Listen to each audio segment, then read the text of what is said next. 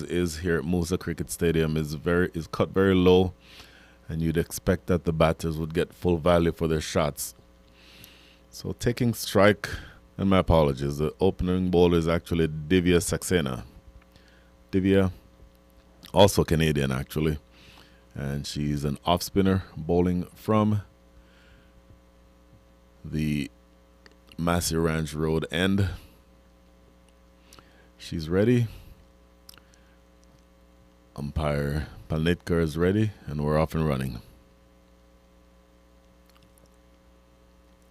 First delivery, very high full toss. It almost appeared to have been above waist height. No signal from the umpire, and it is played awkwardly down to the boundary at third for 4. Umpire Yuvraj Singh deciding that did not rise to the level of no ball. Of course, a full toss that goes out above the waist height is deemed to be a no ball.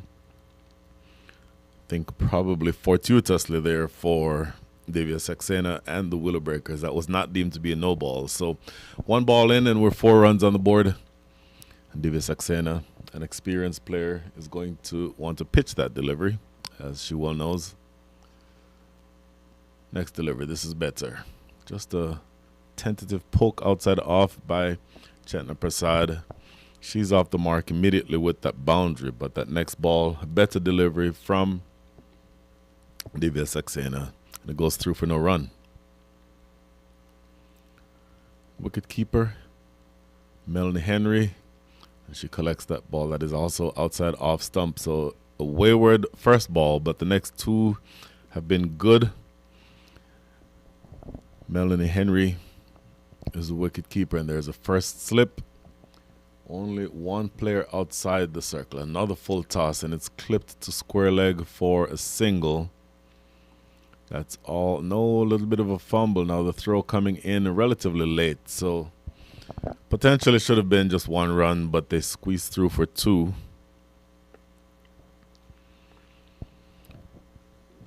So Chetna Prasad is the opening batter for NCCA Women. And the other opening batter is Yashaditi Teki, the vice captain. Another delivery outside the line of off stump. That's fended awkwardly and missed by Chetna Prasad. She's faced all the bowling so far. And Yashaditi, once again, the vice captain of the side, captained by Anika Kolen. Anika Kolen, say more about her in a minute, as that's another full toss that's played into the mid-wicket area. They run through for a single. So just having a bit of trouble finding the right line, make that the right length in that first over. They run through for a single. That completes the over. 1 over done and dusted. Of course, these are T20 matches, so just 20 overs on tap. There is some rain in the forecast. We hope that the rain stays away, but for right now, 1 over in, score 7 without loss.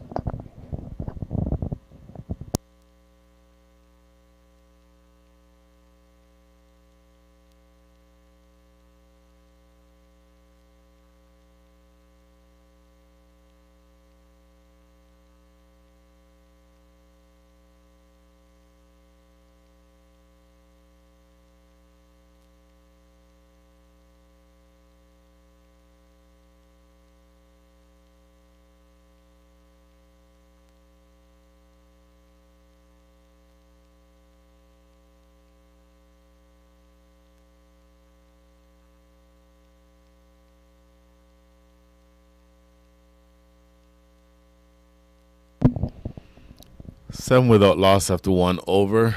First over bowled by Divya Saxena from the Massey Ranch Road end, and now bowling from the Pearland end is the vice captain and all-rounder Janae Basson. Janae from South Africa originally, now lives on the East Coast in New York, and she is an all-rounder. We'll get into her stats here shortly. And she will be bowling to Chetna Prasad, who has taken the entire strike so far in this match.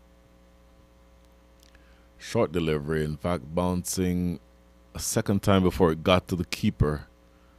Far outside the line of off stump, but not adjudged wide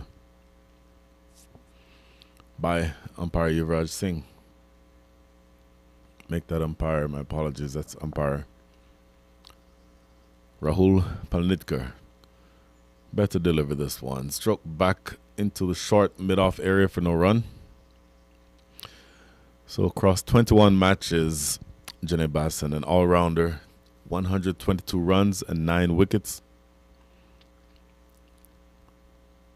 This one outside the line of off and adjudged wide this time by umpire Palnitkar.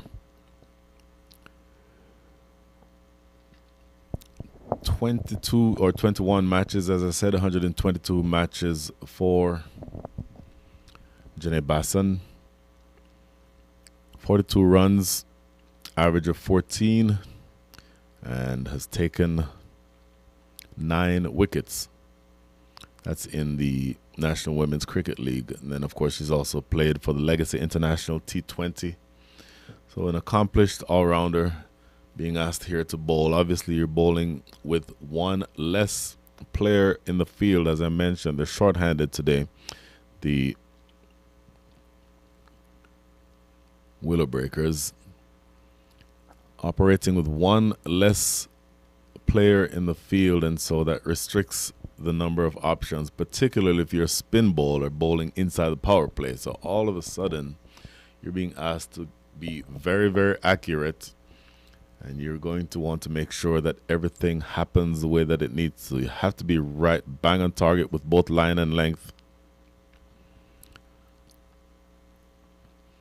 Next delivery, clipped around the corner, and it gets by short, fine leg, and that's going to run close to the boundary. It just stops short. Interestingly, they run through. They should get 2, and that's all that they'll get. That's a long run all the way down here to the boundary at short, fine leg. In fact, almost all the way to the boundary at fine leg. And they run through for a couple. So just a little bit too straight that time by Janae Bassan, and clipped her on the corner for some runs by Yashaditi. Janae Bassan, right arm off spinner, bowling to the lefty. So from over the wicket, she's going to want to keep this outside the line of off. And if there's any purchase, it will be away from the left-hander. This one also down the leg side.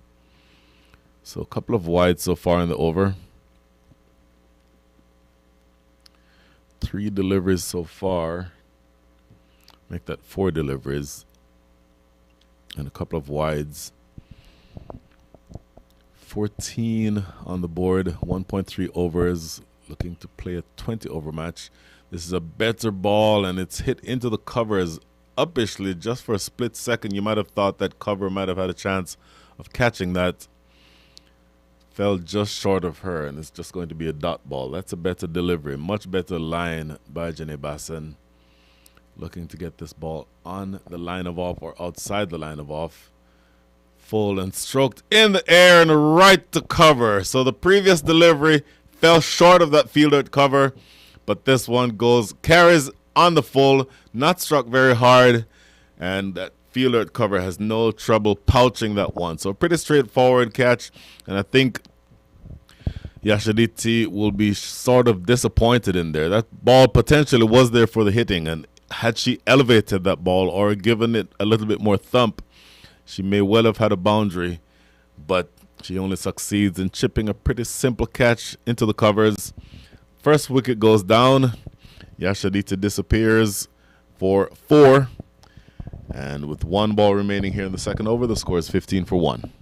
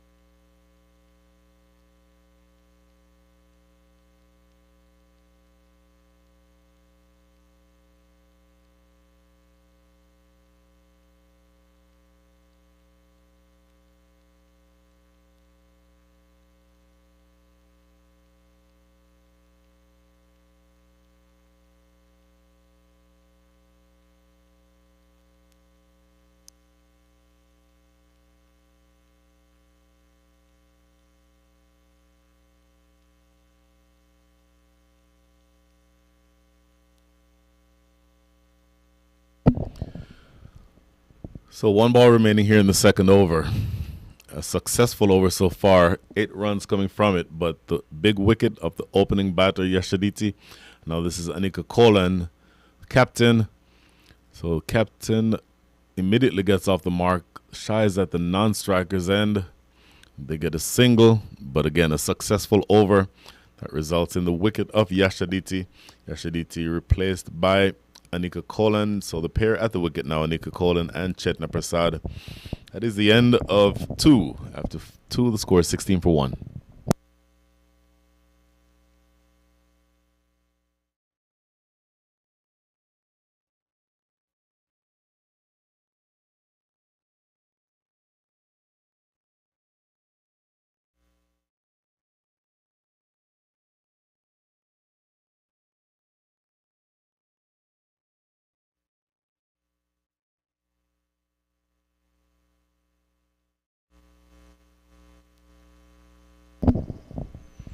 $16 for 1 after 2. And this is Divya Saxena about to start her second over.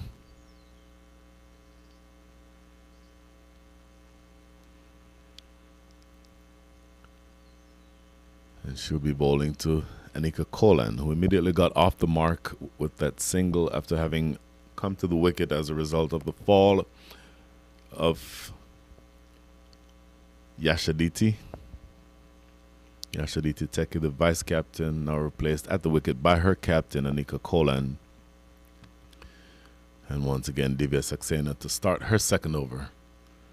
Good delivery outside the line of off.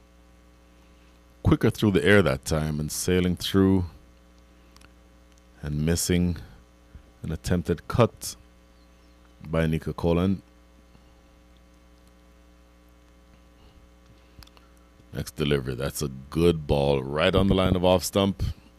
Anika Kolan having to get down and defend that one at the very last minute. That ball very easily could have snuck through the defenses. And this is starting out to be a much better over in terms of length for Divya Saxena. Slower through the air, stroked into the covers. In fact, through the covers, they may get 2 if they run hard. Coming back for 2. And the throw is at the non-striker's end, but they get through without much fuss.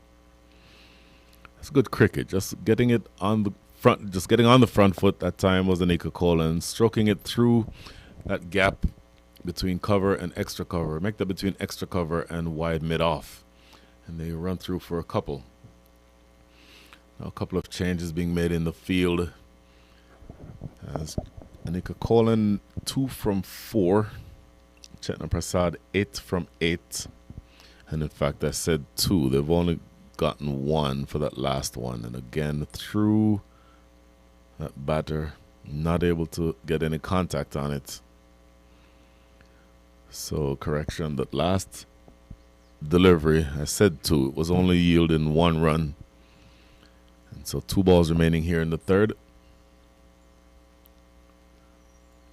Stroked into the covers, and the misfield will bring up a single throw coming to the keeper's end. That's a good, strong throw, but not in time. So they get a single off of that misfield. And just now 1 ball remaining here in the third. The first 6 overs, the first 36 legal deliveries are the power play. So we're still very much inside the power play.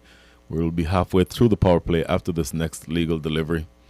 And during the power play overs, ordinarily only 2 allowed outside the 30-yard circle, but this time with them operating with 1 less player, the Willow Breakers, they will have to suffice with only having 1 outside the circle, which of course restricts their fielding options even more. That single taken to end the third over. At the end of 3, the score is 19 for 1.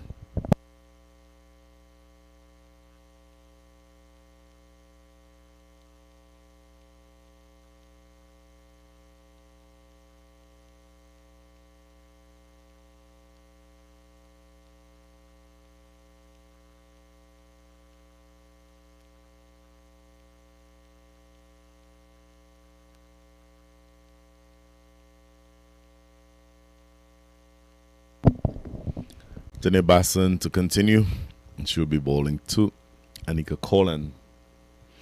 Anika Colin, a vastly experienced cricketer. Young, but has played a tremendous amount of cricket, including for the U.S. national team. Across all matches, 187 matches total, 1,810 runs and 2 wickets. So she primarily plays as a batter. Plays in the National Women's Cricket League, has played for Southern California Youth Cricket Academy, National Youth Cricket League, California Cricket Academy, Youth Super League. Let's just say there's a smaller list of teams or leagues that she has not played in as opposed to leagues that she has played in. And a tremendous young cricketer. And she's the captain of the side. Looking to force this through the onside. Trickles through or toward mid-wicket. They get a single.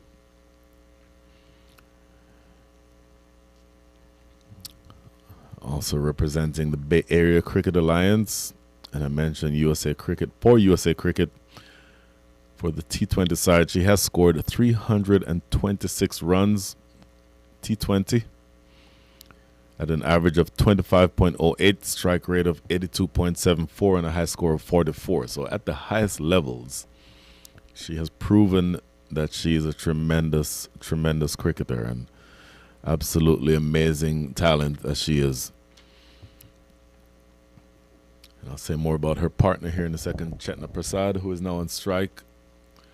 Forcing it off the back foot. That's good bowling to her field by Janae Basson. There's that one fielder allowed outside the circle, and that one fielder is sweeping on the offside, bowling to 2 right-handers. So it's very important that that line be outside the line of off.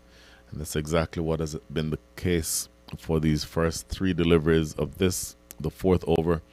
This is clipped around the corner, just a single to fine leg. So the bowlers, opening bowlers, seem to have found their line and length a lot better in each of their second overs. Generally bowling very well. Tossed up delivery and stroked to mid-on. That's not going to be far enough to get a run. So good restrictive bowling here by Janae Basson.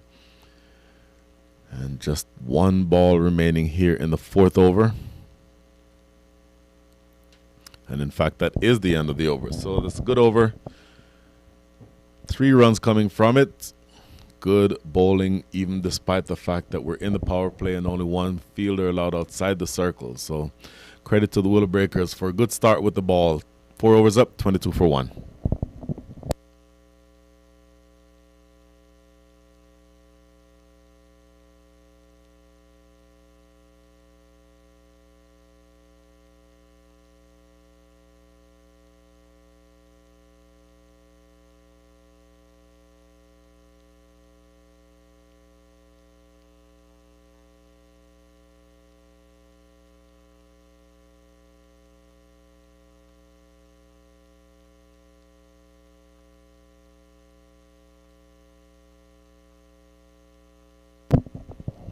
So change in bowling. Bowling now from the Massey Ranch Road end is Kiruthika Subramanian. At first delivery well outside the line of off and adjudged to be wide. And Subramanian bowling to Anika Colin. Colin 5 from 8.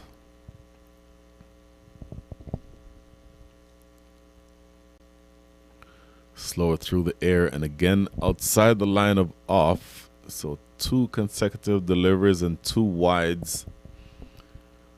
Just need to get that radar right. Kiruthika Subramanian.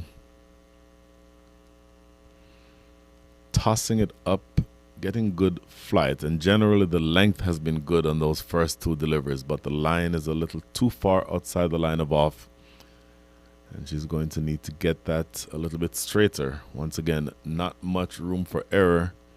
All fielders inside of the circle except for a long on. So long on tells me that that ball needs to be more on an off stump line. Maybe just a touch middle and off, maybe. But she does get this one much better, just outside the line of off, and it goes through for the first official dot ball. So she's bowled 3 deliveries so far, 1 official ball. And once again, she's going to have to re-bowl that. So 4 deliveries so far, 3 of which have been adjudged wide.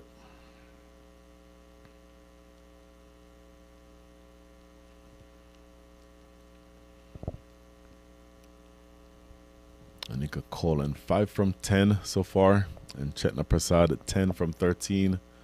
That's more the line. Once again, getting the line right is such an important part of the game, and so far Anika Kolan has not been able to get the ball away when it's on the right line. 2 official dot deliveries, even though she's bowled 5 so far, 3 of which have been adjudged to be wide. And now they're changing the field and bringing long on around to long off. So that completely suggests that that needs to be an off stump line. And that's exactly what that is on the off stump line. And a couple of good deliveries in a row now. So just taking a bit of time to find that right line and length.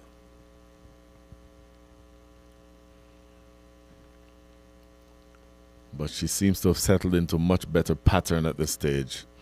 And now looking to make sure that she stays on that line. Once again, a good delivery on that off-stump line. Attempted cut shot by Anika Kolan is missed. And once you find that line and are able to stay with it, you certainly become a much better bowler. Krutika. Now just 2 deliveries remaining in this, her first over. 4 bowled officially. And more of the same. A good ball on off stump, defended back to the bowler herself. Not collected cleanly, but it doesn't ricochet far enough away to get any runs. So 1 ball remaining here in the 5th.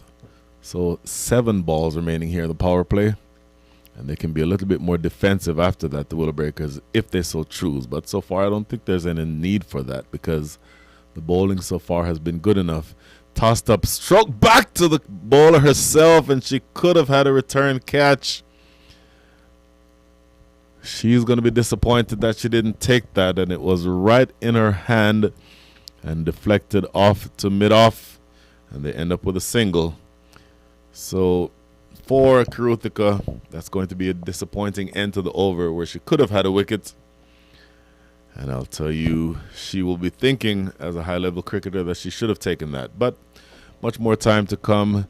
Long way to go in this match. The first 5 overs are up. The score is 26 for 1.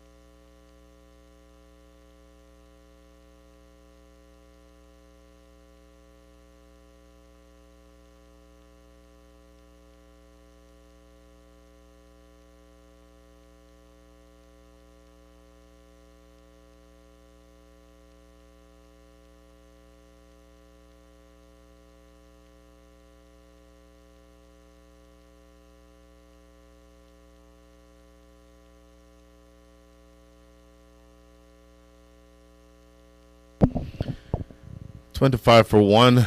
New bowlers. Hala Asmat stroked in the air. Good aggressive shot. That's going to race away to the boundary. Diving, sliding attempt down there by Janae Bassan. But she immediately signals 4. That is a great attempt at deep mid wicket. But it does result in the first boundary struck by Anika Kolan. She's now up to 10 from 16. Hala Asmat is the new bowler. Bowling from the Pearland end. Hala Asmat is a Canadian international. She's a top order batter, and she is a spinner. From observation, it appears that she's an off spinner. So 2 deliveries and 5 runs so far. probably known more as a batter than as a bowler, but she is a good bowler. Has definitely played a very high level of cricket. As I said, she's on the Canadian national team. In the NWCL, just 15 matches, taken 16 wickets in those 15 matches and scored 47 runs. And this is swept around the corner. That will have the legs to reach the boundary. That's a good looking shot. Just down on one knee and sweeping that away, Chetna Prasad, and she's now up to 14. So the runs are coming a little bit more easily now for the NCCA women. But going back to Hala Asmat for just a second, once again, a very accomplished player. Played most recently in the global qualifiers last year against the US, and she was adjudged to be a player of the match. And she also played in South America's Championship in 2022. So a very accomplished player. And this is struck on the ground. That's a good looking shot. And Janae Basson has had a lot of work to do in that mid-wicket area. And she's not going to be able to get to this one. So yet another boundary. So this is a very productive over. The most productive over so far of the innings for the NCCA women, as Chetna Prasad has taken a liking to the offerings from Hala Asmat. So all of a sudden, the score has raced along to 39. Multiple runs coming from this over so far. 13 coming from it with 2 balls still to come.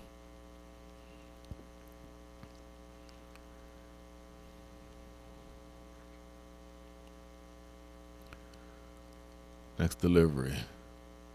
Better. Much better length that time. Not allowing Chetna Prasad the ability to come forward and play that through the leg side, which he's done 3 different times, but this time length has to be respected. So 1 ball to close out the power play over. First one being bowled by Hala Asmat. Very tossed up and stroked down the ground. That is going to be yet another 4. So 4 fours coming from the over. 17 runs total. Easily the most productive over of the entire match so far for NCCA. And at the end of 6, power play is done and dusted. The score is 43 for 1.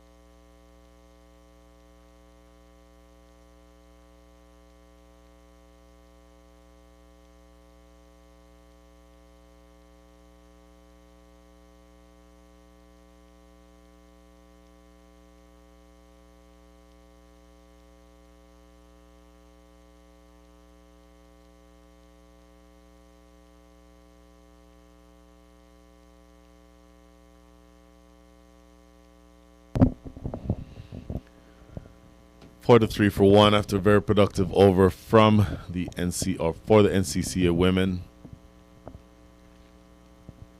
17 runs coming from Hala Asmat's first over. Anika Colin getting the majority of that. My apologies. Chetna Prasad getting the majority of that. She's up to 22 from 17 with 4 boundaries. Those 4 boundaries coming in a rapid succession. Anika Colin 11 from 17. And she's now facing up to the second over from Kirutika Subramanian. First ball clipped to mid-wicket for a single.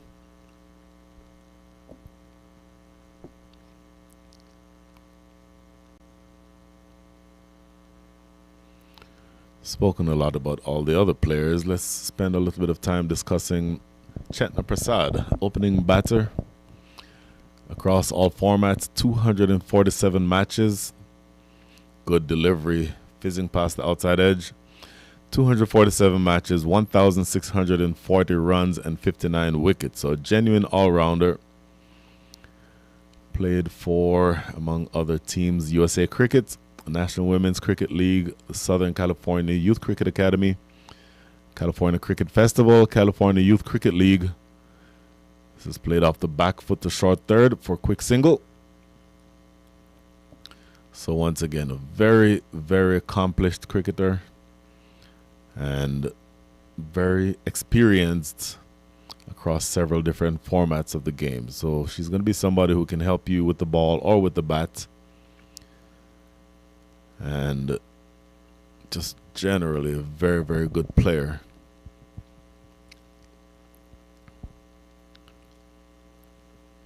Next delivery outside the line of off, looking to force this away and gets an under edge that trickles, doesn't get too far away from the keeper, Melanie.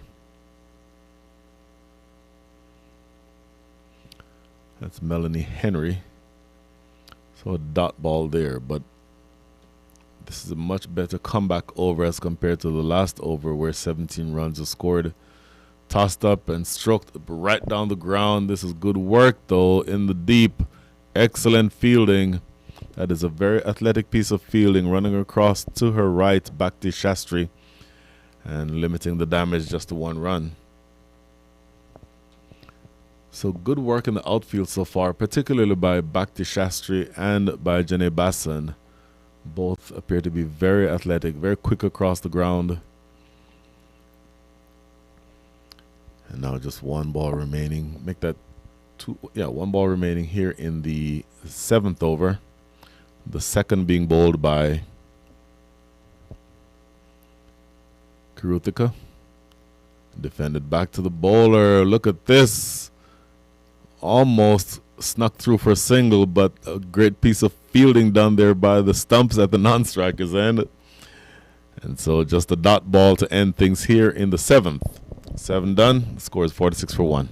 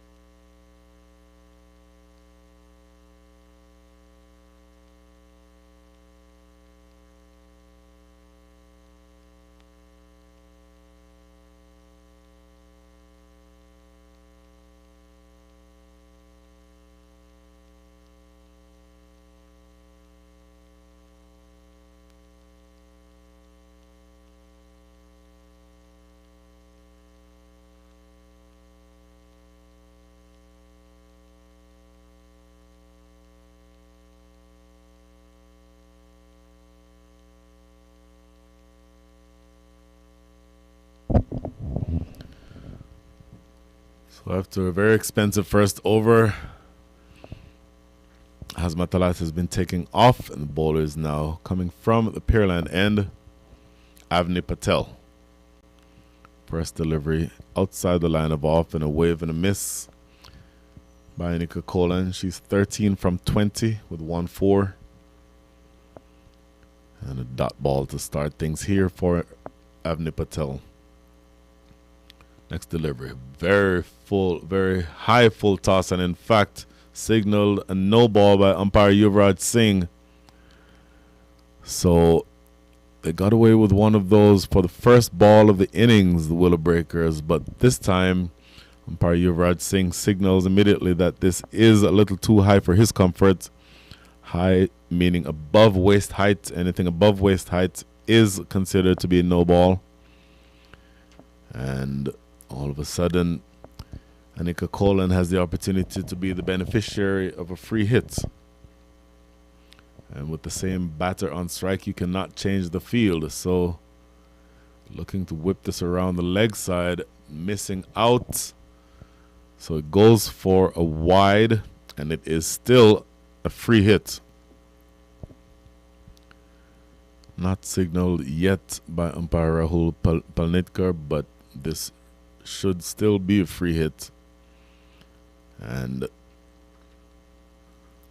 on a free hit, you cannot be out on any of the traditional ways. We can get into that shortly. And this is powered away. Jenny Bassan has work to do. In fact, it doesn't get all the way to her because mid-on comes around and stops it. So that's a good piece of fielding. And ultimately, the free hit doesn't cost as much as it potentially could have. But for the most part, you might consider yourself lucky if you are one of the willow breakers, because that could have gone for many more than just the one run that it cost. Next delivery, short, powered away around the corner. That's going to be 4. It's a good-looking sweep shot. It was short, and the line was down the leg side, and very powerfully swept away by Chetna Prasad around the corner. Short, fine leg inside the circle. Had no chance of being able to cut that one off. So they're now above 50. 53 for 1 after 7.3. Chetna Prasad. She's up to 27 from 21 with 5 fours. This is good batting from her, and ably supported so far by her captain, Anika Kolan, 14 from 23. And Avni Patel is going to have to get that line outside off. And once again, going down the leg side. So these are expensive overs if you are not going to get the line right. The line going down the leg side invites free hits, particularly with the short, fine leg inside the circle. Anything that is going down the leg side really just presents a free opportunity to score runs. And so that line is going to have to be much more on the offside. Once again, she might have just gotten away with that because it was on the edge and it went straight to short fine. If that had been gotten more contact on that, that would have easily been 4 more runs. But fortuitous in that it went straight to short fine and only for a single.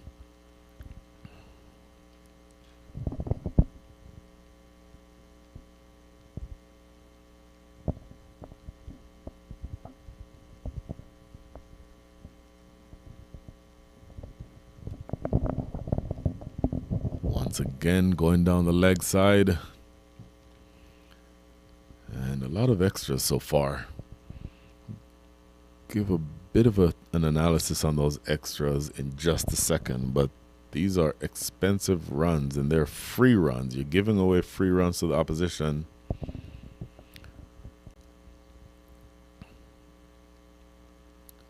This is in the air. That's Jenny Bassan coming off the boundary at mid-wicket. Strong throw coming into the non-striker's end. Just a single.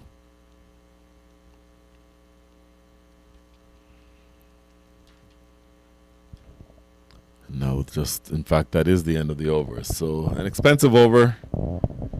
Not overall expensive in terms of the total number of runs, but several extras that they're going to need to clean up. There was 3 wides and a no ball in that over, and 7 runs off the bat. So 11 runs total from the over. Make that 12 runs total coming from the over. At the end of 8, the score is 58 for 1.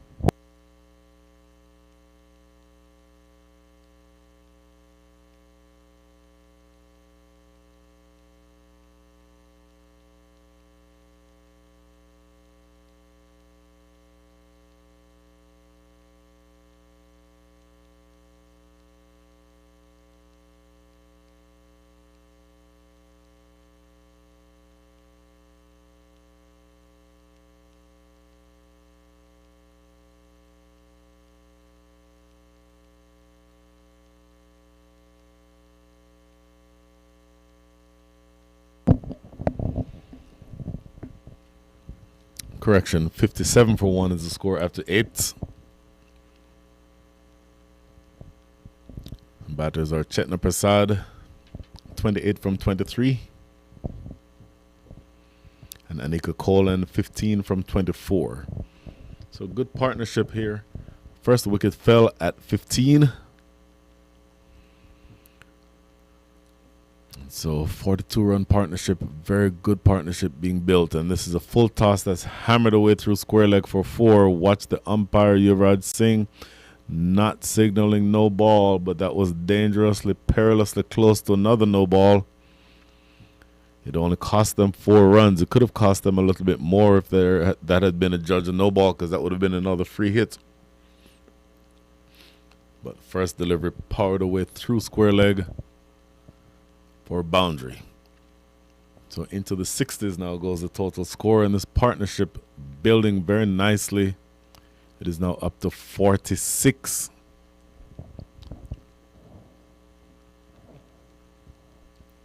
By the way, this bowler is Mitila Mudgalia. Bowling around the wicket, right arm around, tossed up, and the stroke down the ground to long on.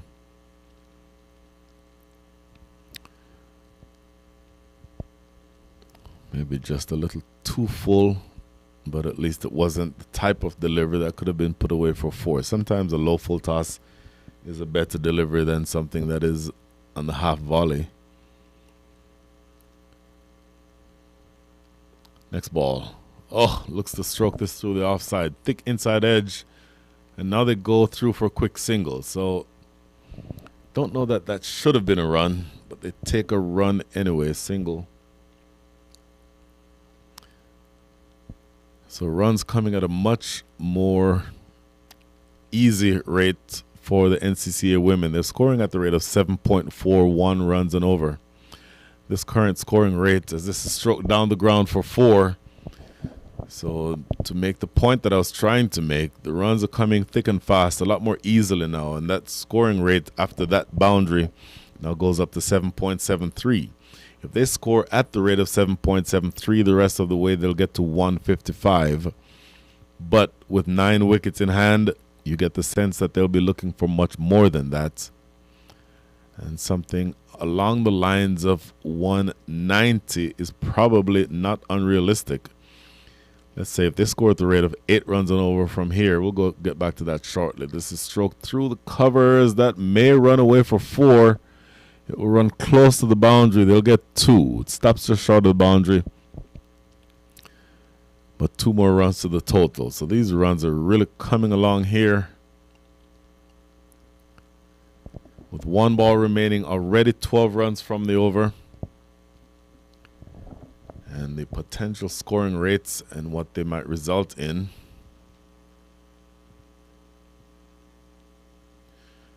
This next delivery just defended in front of the stumps.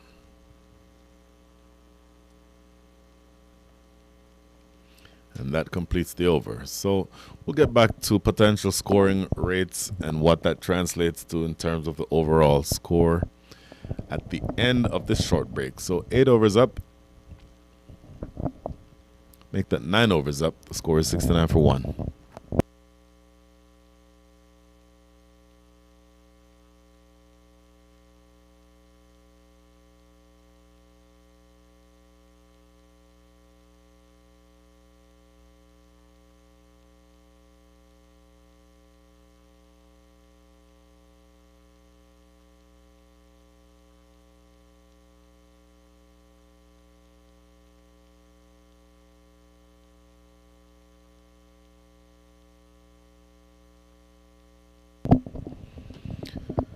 So the NCCA women are scoring at the rate of 69 for 1. If they continue scoring at that same rate, they will get to, and that rate is 7.81. That rate projects to a score of 156. If they score at the rate of 8 and over from here, they get to 158. If they score at the rate of 9 and over, that gets them to 170. 10 and over gets them to 181. 11 and over gets them to 192. 11 might be towards the top end of the range that they might be able to score at, or maybe just above that range. But I would think from here 8 runs and over is realistic. 9 runs and over is realistic. So 9 runs, I think the par score they'd be looking for would be about 170. So we'll see how close they can get to that. Ooh, this first delivery fired down the leg side. Quick through the air, Divya Saxena into her 3rd over. And she's been brought back on as the opening bowler to try to stem some of the tide of the flow of runs that have been coming so far. And the majority of the expensive overs have come from the northern end of the ground, the Pearland end. And that's where Divya Saxena is bowling from now. Good delivery, defended into the offside, and they'll be able to get a single as both cover and mid-off were not able to get to it in time.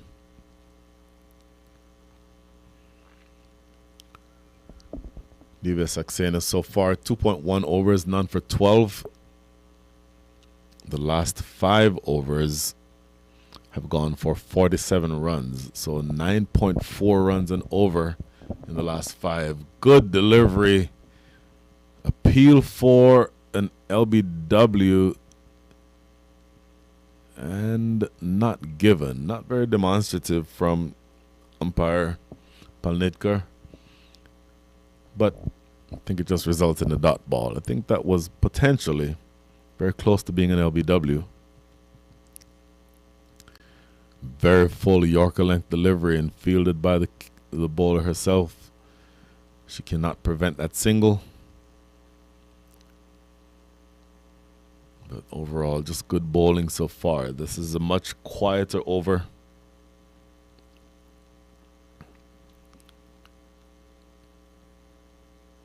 Tossed up and stroked back in the ground and over the bowler's head. So they'll get through another single.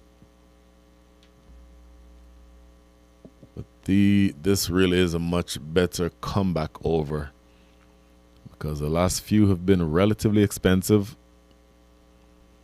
And now just 1 ball remaining here in the... Make that 2 balls remaining here in the 10th. Stroke to short extra cover. That really should have been fielded. They give away a pretty simple run there. That will not make Captain Dalcash feel very good, because that's pretty much those types of singles that tend to irritate both a bowler and a captain. Last ball. Outside the line of off. And it goes as a dot ball. No shot offered. And so once again, a much better over. Only 5 runs coming from it. So we're at the halfway stage of the innings. And the score is 74 for 1.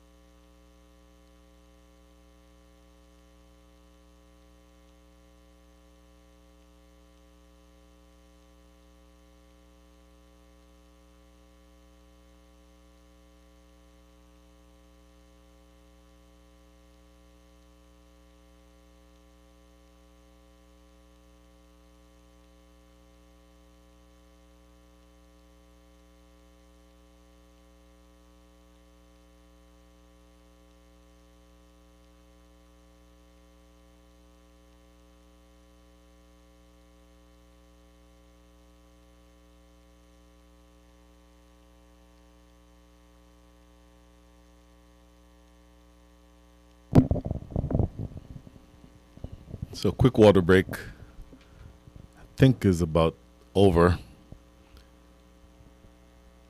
That's a very good start with the ball. Willow Breakers, they have been, unfortunately for them, the recipient of a pretty good fight back, a good counterpunch by the NCCA women, specifically Chetna Prasad and Anika Kolan, whose partnership is now up to 59. They've put on 59 runs so far for unbroken so far for the second wicket. Chetna Prasad 31 from 27 with 5 fours. Anika Kolan 29, make that 28 from 32 with 3 fours. And ominous signs for the Willow Breakers, because once again they're fielding, or they're playing really with 10. So there's one less player in the field to sort of attempt to cut off these runs that are flowing at a pretty prolific rate. The scoring rate now 7.4. And I'll tell you that this potentially can get out of control, because once again you're only fielding with 10, so there's a lot of room for error, because you have much less ground to protect. One additional fielder less than you'd like. I didn't say that very well, but I think you know what I mean.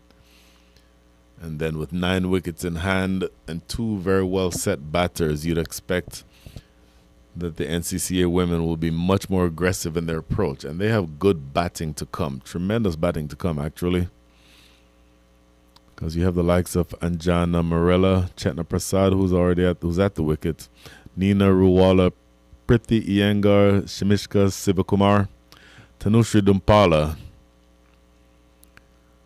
Usma Iftikhar, and Vashita Jambula. So a lot of batting to come, and a bit of a regroup needed, I think, here for the Willow Breakers. Now, they bat very well, the Willow Breakers. Several international level players on their side. So you could make the argument that they could be able to win this, just if they keep the scoring somewhere around 170, 180. They should have the firepower to be able to overhaul that. But you cannot always assume that that will be the case. You know, all it takes is one good ball and a batter, even of the caliber of the types of players who the Willow Breakers feature. And they feature several good players, international players. Hala Asmat and Divya Saxena both played for Canada, and retired internationals in that side are Kirutika Subramanian and Delkash Sharaharian herself, who I mentioned earlier. And in fact, Delkash, the captain, is now the one, or appears to be the one, with the ability to take over behind the stumps. So Melanie Henry is now in the field. She's taken off the taken off the pads and the gloves and given them to her captain. And Melanie Henry is now down here in front of us at long on.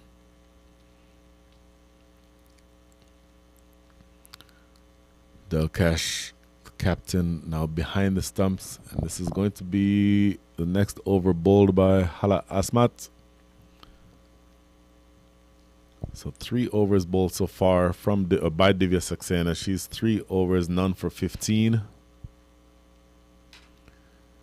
And I think you can make the argument that she's been the second best of the bowlers so far to Kirutika Subramanian. Kirutika, 2 overs, none for 7.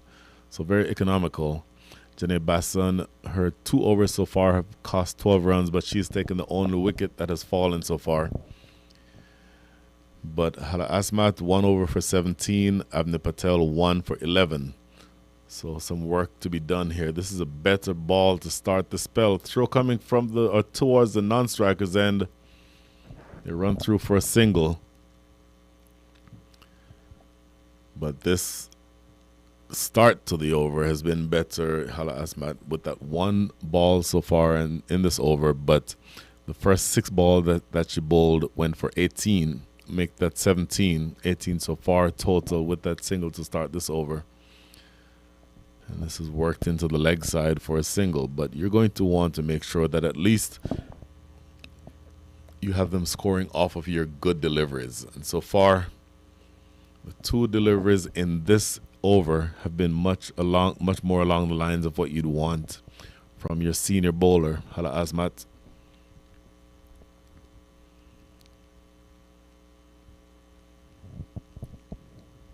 Relatively aggressive field.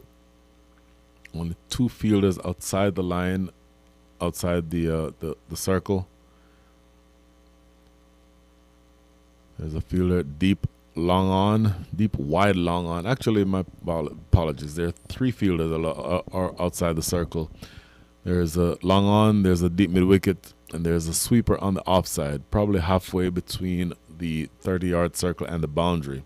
So 3 outside and 5 inside. Once again, they're fielding with only 10.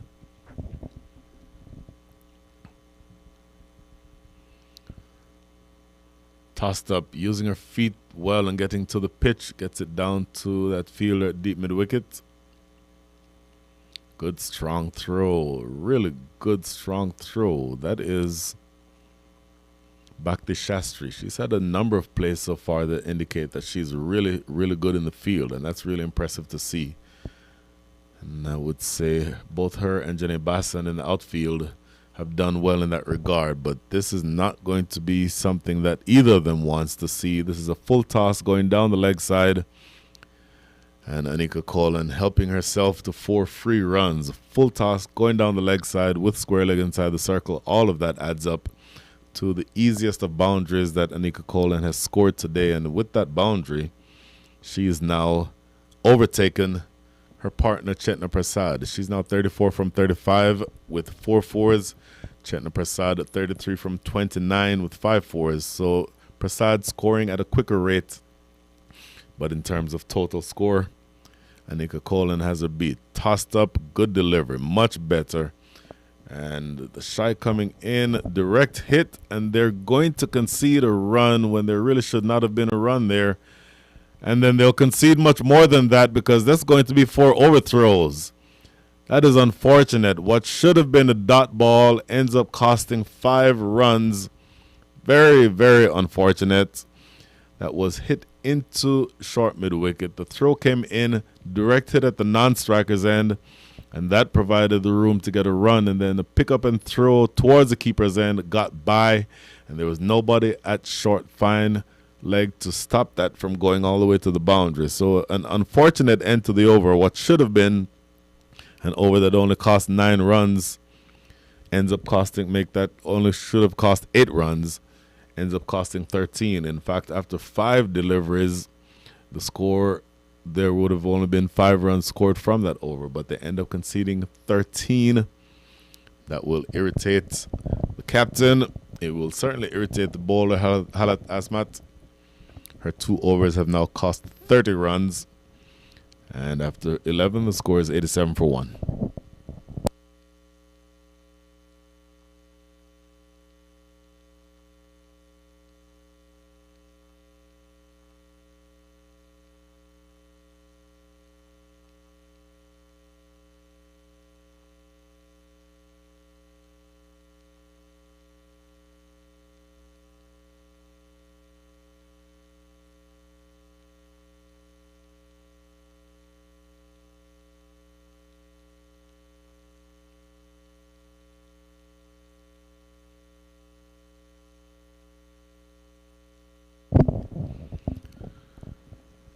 $87 for 1 is the score. We are now into the 12th over. 12th over to be bowled by Bhakti Shastri. This is her first time with the ball in hand. She's done some really good work in the field, but she's now going to be asked to pull things back. The overall run rate now 7.91, so it is sneaking upward in a way that the Willow Breakers will not want to see.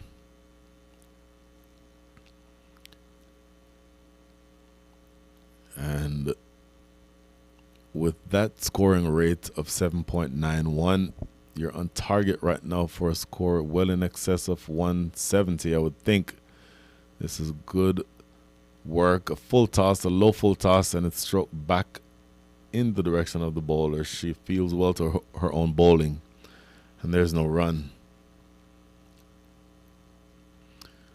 Bhakti Shastri, right arm seamer, bowling over the wicket.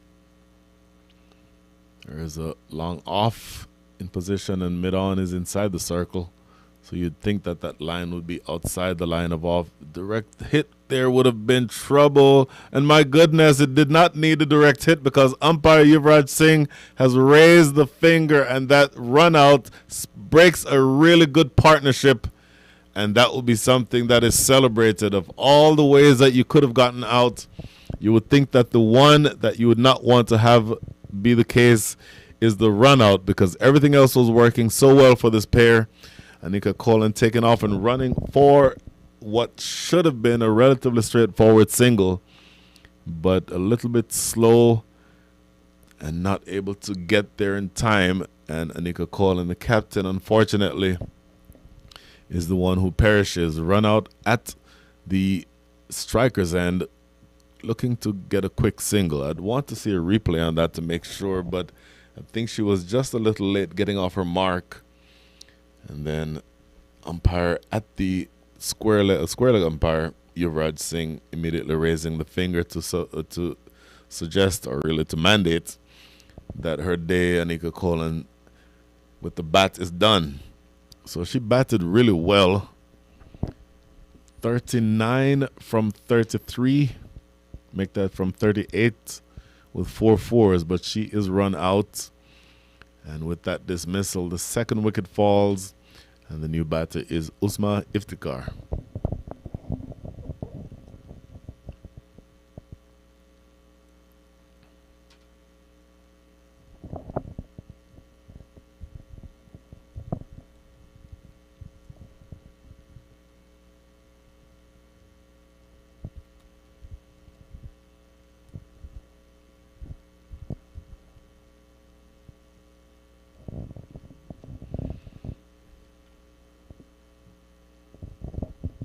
So Usma Iftikhar, right-handed batter,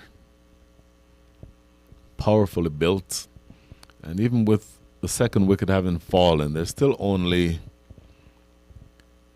52 balls remaining. So you would think that even though she's just now at the wicket, with a lot of wickets in hand, I'd expect that she'd be aggressive.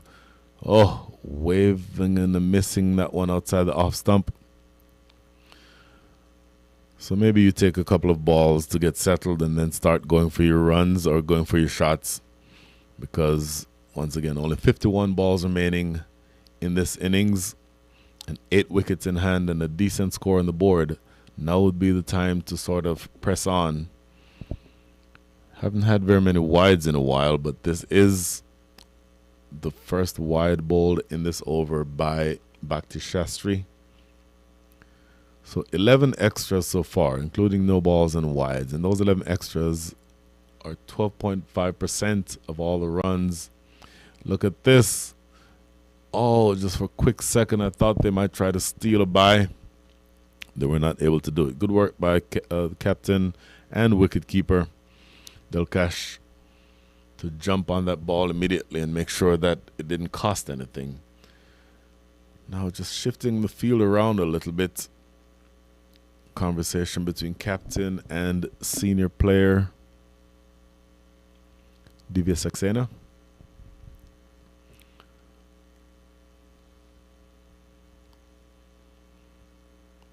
Good delivery, stroked down the ground, one bounce to Melanie Henry. Good throw at the non-striker's end. That is good work. So the batters will think twice about running a single or trying to get additional runs, because Melanie Henry, quick pickup and a very strong, accurate throw coming back in. So that's, as a batter, something you file away in the back of your mind to know where you can get quick runs and where you should probably not try. Good delivery, and it's stroked down the ground, this time to mid-on, coming off of the ropes and getting that one back in. So good over, really, really good over. That is the end of the first over bowled by Bhakti Shastri. Her 1 over so far has only cost 3 runs, and that slows the scoring down because it had been going at a very fearsome pace. So that is the end of the 12th over, 90 for 2.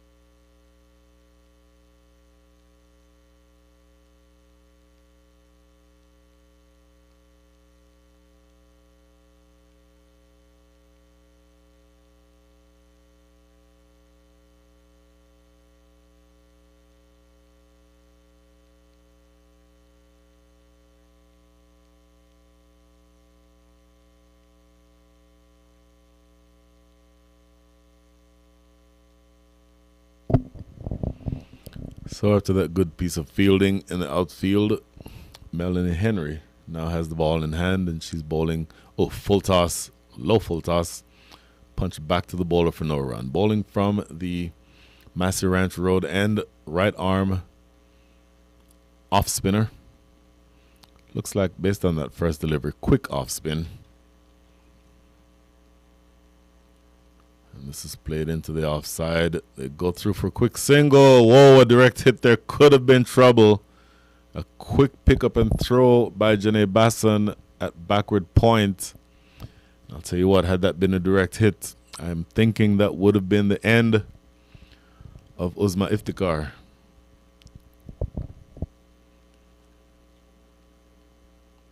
Luckily for her, though, it's just a single. Talked earlier about projected scores. There is that old saying that if you double the score after 12 overs, that gives you what the score should be at the end of the first innings. And oh my goodness, look at this. Throw coming into the non-strikers end. And umpire is unmoved.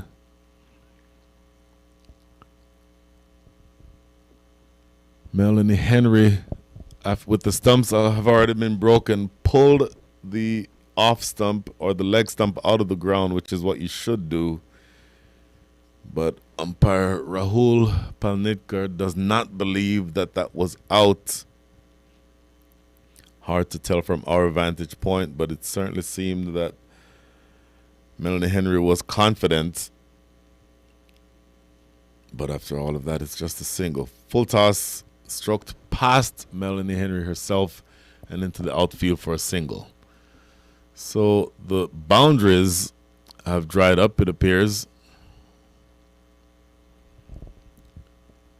And so far in this over, just 3 runs from it, with 2 balls to come. Oh goodness, very short and very far outside the line of off stump, and adjudged to be wide.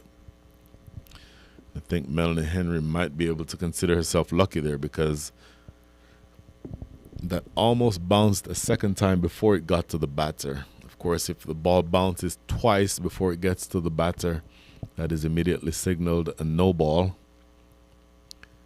Better delivery, stroked in the air. That may run away close to the boundary for 4, but it very well could have been a catch at extra cover. They'll get 2. And that's all that they'll get. Extra cover will be, and I think that's Divya Saxena. She'll be upset there that she did not catch that. It was sinking, it was dying on the way to her, but it may just have carried. And the reaction by her and by her captain tells me that that may have been a catch. Next delivery, very good. Yorker length. And it is defended, and they run through for a single. So that is the end of an eventful over. Not much runs coming from it. 7 total. But 97 for 2 is the score. We are into the portion of the innings that we usually call happy hour. Last 42 overs to go. Or last 42 balls, rather, to go. The score is 97 for 2.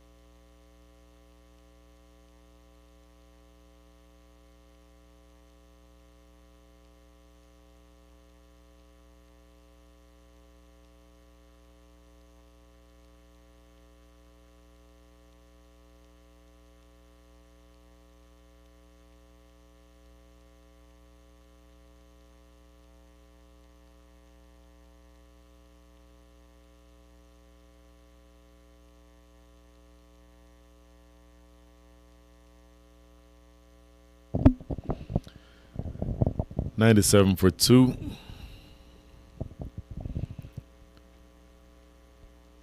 And this is Bhakti Shastri, who is in for her second over, and that second over starts with her first wide. Once again, a number of extras so far in this innings. Thus far, 13 extras, those 13 extras constituting 13% of all of the runs scored. Lofted in the air, that might land in no man's land, and it does land. Janae Basson was way too far toward mid-wicket on the boundary, so not able to get to that one. But in looking at where she's setting up on the boundary, Janae Basson, it would be, or it seemed to be an indication that they expect that Usman Iftikhar is going to score heavily in that area. You generally put your best fielders in what you call the hot spots, the areas where you think the batters are going to be targeting. And this is now Chetna Prasad, who's slowed down a lot. Hasn't faced much bowling so far, though, since the dismissal of her partner, Anika Cole. And to be fair, she's only faced 33 balls total. And my guess would be fewer than 6 of those have come since the dismissal. So a little bit of rebuilding is needed to be done here, but, you know, time is running out. It's almost time, and she's looking for swing across the line. Umpire is unmoved as captain. Delcash is appealing for a catch behind the wicket, and it's not given. That's Rahul Palnitkar, who is unmoved.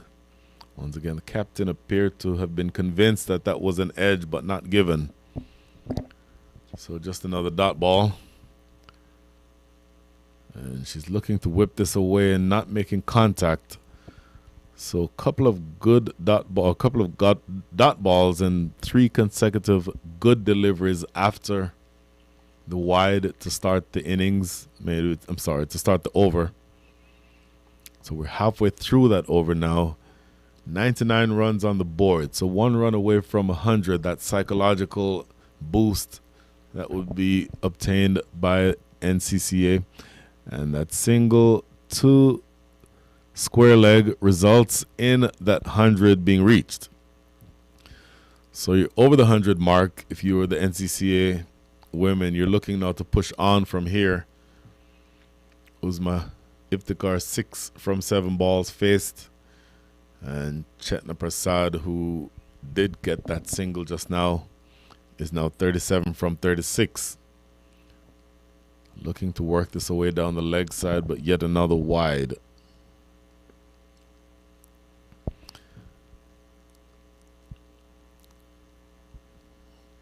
We're into the 14th over. 2 balls remaining in the 14th. So after these next 2 balls, you're into the last 6. Big hit in the air. And a long run. In fact, from our perspective, it looked like a big hit, but it only landed around the mid-wicket at the 30-yard circle. So a bit of an optical illusion there. Thought that ball was hit better than it ended up being hit. 1 ball remaining now in the 14th. Usman Iftikhar 6 from 7 is now on strike. Make that Chetna Prasad is now on strike. Usman Iftikhar 7 from 8. And this is slapped back to the bowler herself. And that is a dot ball. So good over. 5 runs coming from it in the context of the way the last several overs have gone. That is a good result. So at the end of 14, the score is 102 for 2.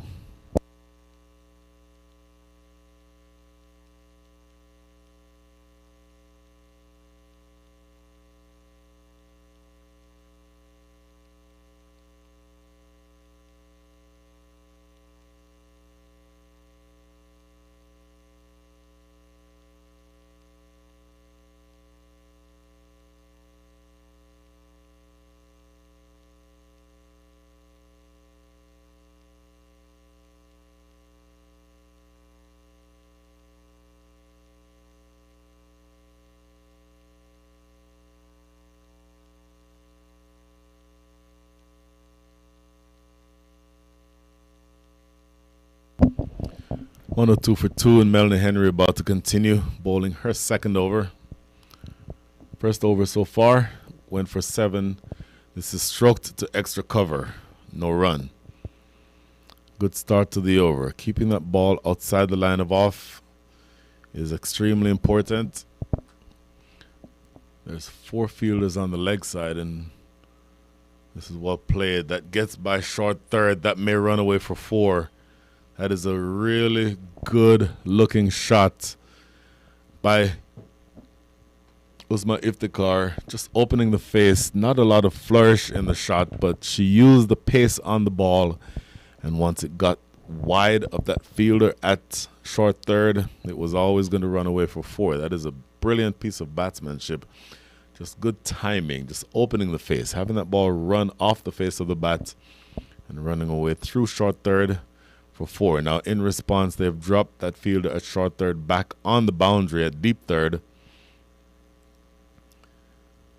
And that suggests to me that they'll keep the same line and looking to play a similar shot.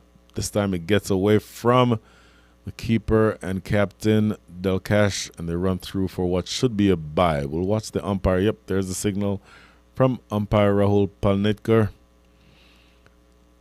So you'll definitely take runs any way that you can get them at this stage. That big partnership has been broken, and runs have sort of dried up since then.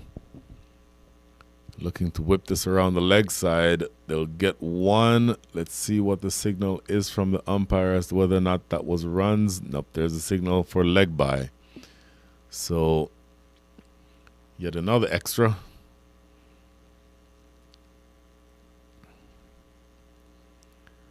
But good bowling so far.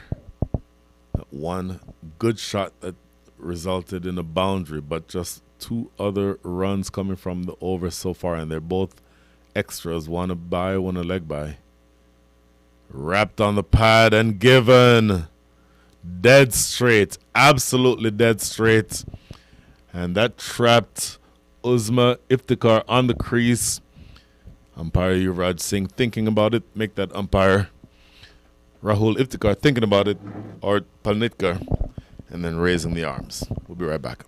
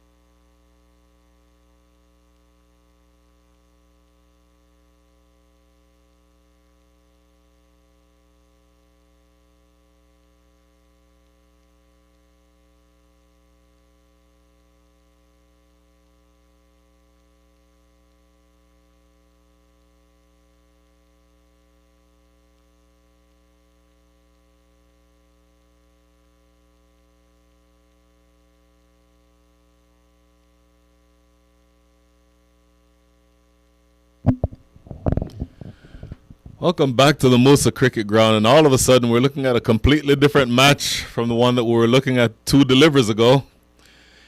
Here we see the new batter with the perfect Yorker, facing the perfect Yorker from Melanie Henry, right in the block hole, playing all around it, and that batter is dismissed without troubling the scorers. That batter would have been Anika Krishnan. Clean bowled first ball, and so now 2 wickets are down, and all of a sudden the momentum that you're expecting would have been building towards the back end of this innings has been taken away by good bowling from the Willow Breakers. The 2 overs so far from Melanie Henry have only yielded 11 runs, and she's taken 2 wickets, so really good going on her part, and she's doing what she needs to do to bring her team back into this match.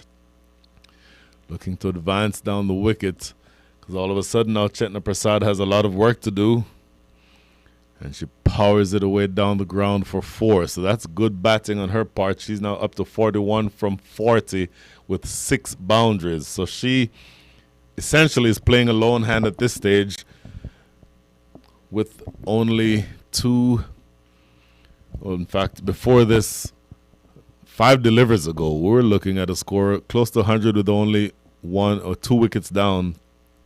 But 2 quick wickets have pegged back a lot of that momentum. And so all of a sudden, we're looking at what is going to be, you would think, less than an ideal charge towards the back end of this innings, because the NCCA women were looking at one stage like they were thinking seriously about getting to 190. But I think all of that is gone, and at this stage they just need to sort of recover, slow through the air, and this is played off the back foot. They should get 2. Not convincing running, it has to be said, but they'll eventually get 2. There was always 2 there if they were even remotely committed to the idea. So even though they hesitated, they were able to get there in the end without much fuss. So how much of this now depends on Chetna Prasad. 43 from 41. Good delivery. It struck back to the bowler herself. Bowler, of course, is back to Shastri into her 3rd over. Bowled well so far. 2.3 overs, none for 14. And looking at the overall scoring rate, that has fallen. I'll get back to that shortly, as this is played into... That's down to Melanie Henry coming off the boundary, long off. Just a single. So the overall scoring rate now down to 7.26. It was up close to 8 not too long ago. The last 5 overs have gone for 28 runs, including the over that we're now in, with 1 ball remaining here in the 16th. So the scoring rate absolutely has come down, scoring at only the rate of 5.6 in the last 5. And this is a dot ball to end things. Good fight back here from the Willow Breakers. And remember, they're fielding with 1 less fielder. So anything that they can do to pull back the scoring rate is a bonus, because they bat very well and they bat very deep. So let's see how they go. There's another 24 balls remaining. Another 4 overs. The score is 115 for 3. For 4.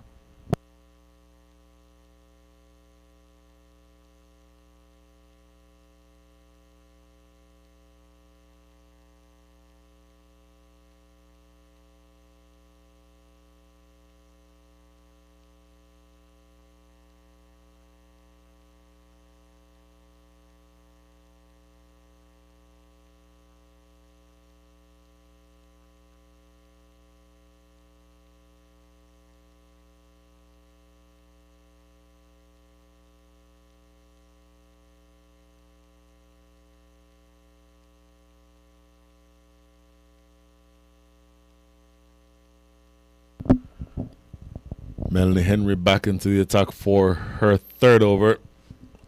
I think the pick of the bowlers so far. 2.1 overs, no maidens, 2 wickets, and only 11 runs scored off of her. full toss. This is going to be a no ball. And that's the second time that has happened. And this next delivery, unfortunately, for the Willow Breakers is going to be a free hit. That full toss above the waist of the batter. And again, anything above waist height as a full toss is immediately adjudged to be a no ball. And she knocks her over with the free hit. She's not out. She's going to be more upset that she did not get something off of that. This is Varshita Jambula. And she was the beneficiary of a free hit for her first delivery. So a perfect way to try to get off the mark. Unfortunately for her, she could not cash in. And what a great delivery. This is going to be squeezed through, and it might get down to the boundary for 4. It does. Inside edge. Moral victory that time for Melanie Henry. That it was an excellent, excellent delivery. Took the inside edge. Very easily could have gone onto the stumps. But instead races away through fine leg for 4. Bonus runs. That is a very, very good delivery. Here we go again. Short outside off stump. And considered or adjudged to be a wide.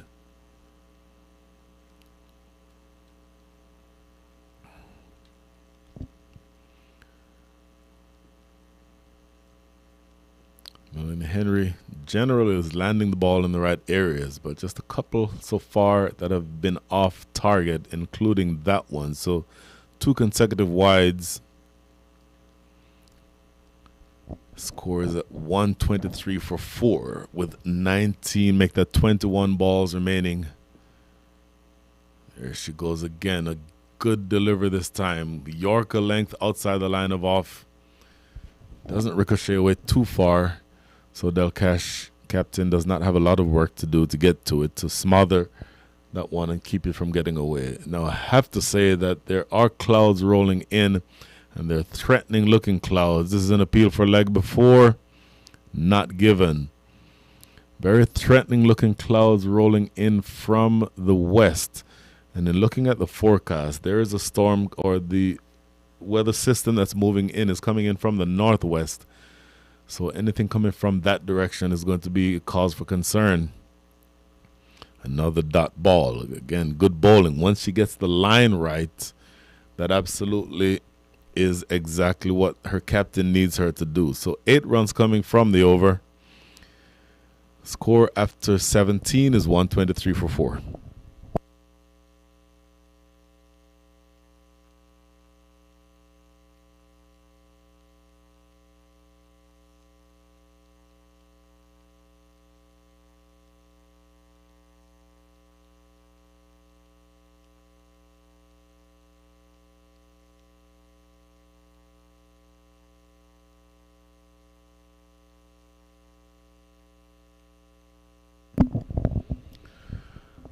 Last 3 overs on tap. Scoring rate of 7.31. Look at this. This is going to be an attempted stumping. This is a wide, and you, of course, can be stumped off of a wide. Looking to advance down the wicket that time was Chetna Prasad. She's on 45 from 45, striking it at exactly 100 strike rate. But she was looking to come down to back to Shastri, who was into her last over. 3 overs so far, none for 15.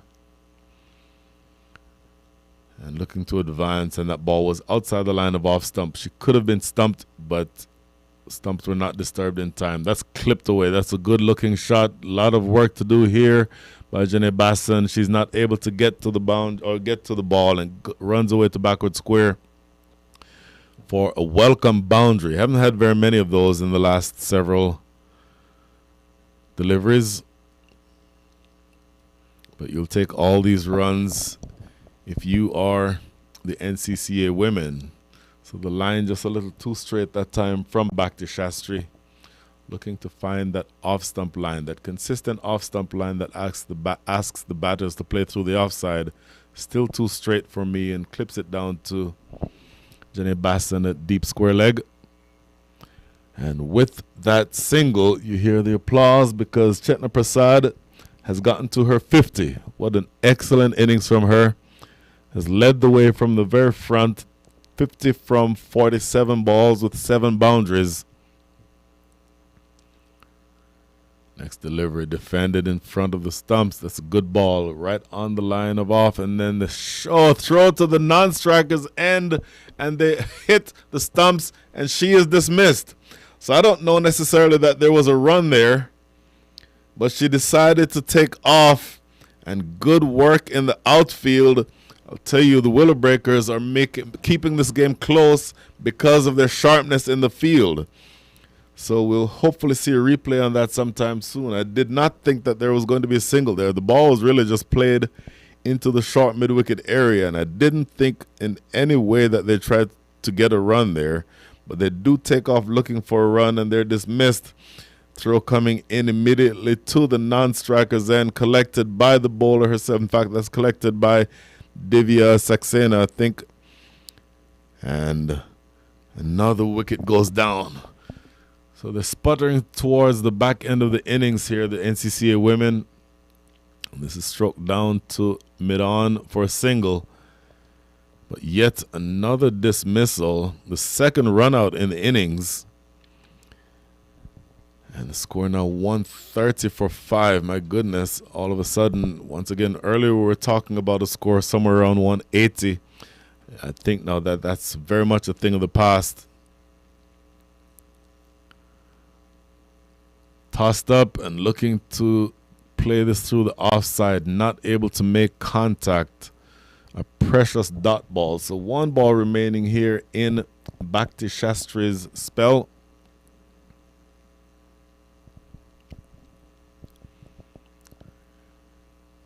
And here is that last ball outside the line of off. She'll have to re-bowl that. But she's bowled well so far, generally keeping things quiet. The overall run rate now down to 7.36. In fact, after that wide ball, make that 7.42.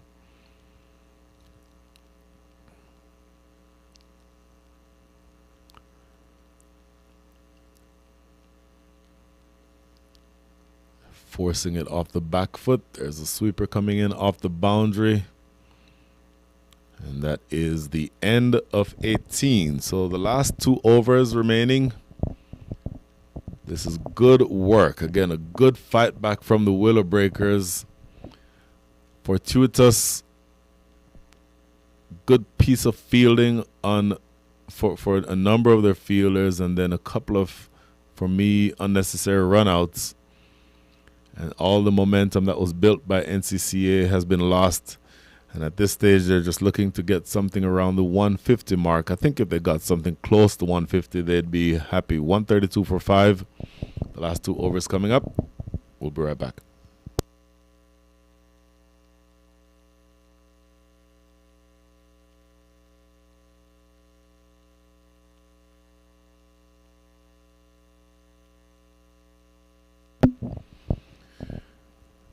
.132 for 5. Melanie Henry about to bowl her last over. Full toss down the leg side, and this is going to run away. Unfortunately, I think for 5 wides. There is a signal by umpire Rahul Palnitkar. That is a brutal way to start her last over. Melanie Henry bowled generally well, but when she's gotten it wrong, it's gone awry with spectacularly unsuccessful results. This one is a full toss down the leg side and running away for 5 free runs outside the line of off. That's a better ball.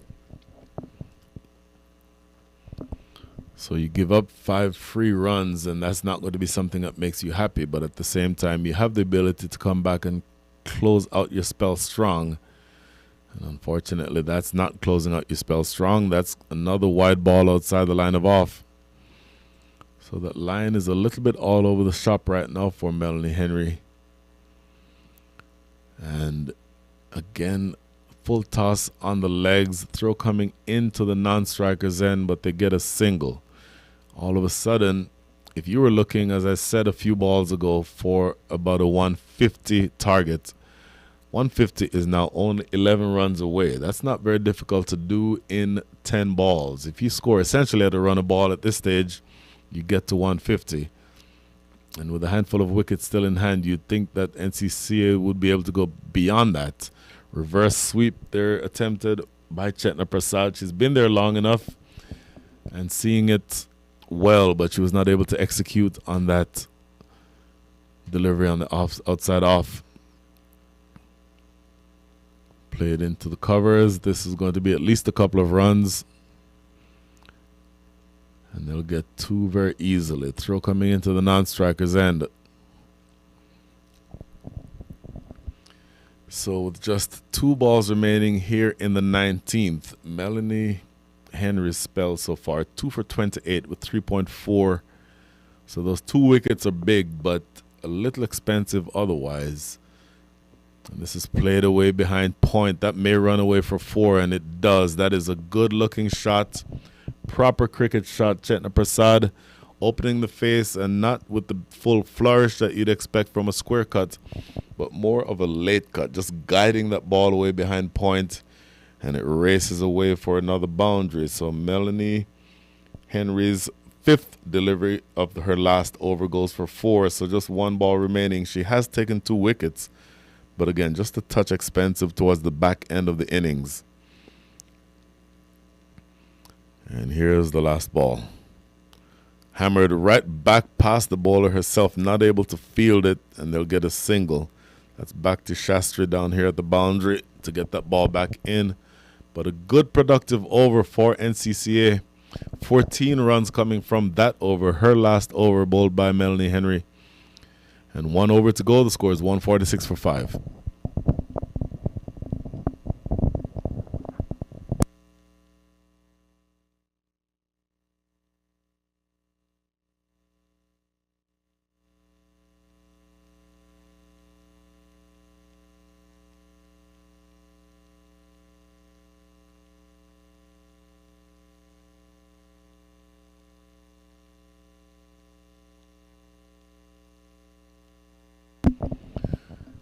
Into the last over now. 146 for 5. The NCCA women have sputtered a little bit through the middle overs, but they're accelerating towards the back end of the innings. The last 5 overs have yielded them 44 runs, so scoring at the rate of almost 9 and over for the last 5.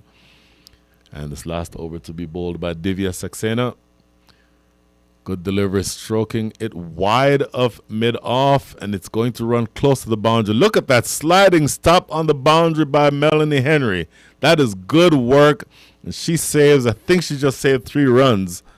They only ran 1, I believe. We'll double-check that as soon as we can, but I think that only cost them 1 run.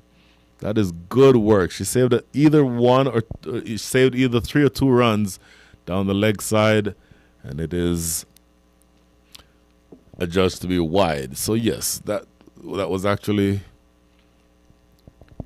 2 runs saved on that sliding effort down there by Melanie Henry. Now this next delivery is a wide, and so having to re-bowl that one. Good work. Look at this diving attempt at short extra cover. They're really doing well to keep things quiet on the infield. And just the last 4 balls, now 149 on the board.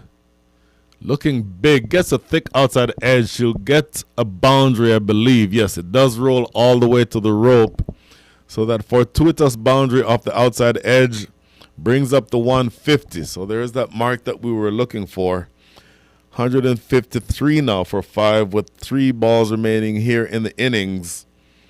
Once again, I think the Willow Breakers bat very well and bat very deep with several international players on the side. So if you are the NCCA women, you'd want to have had something closer to 180 on the board. But you will take all of these runs as you can get them. This is a full delivery on the pads. Not able to get that one away is Chetna Prasad. She's on 60 with 55 balls, 8 fours, and the last 2 deliveries. Very full and defended right back down the pitch for no run. This is good bowling. Just 1 ball remaining here in the innings. Only 7 runs from the over so far.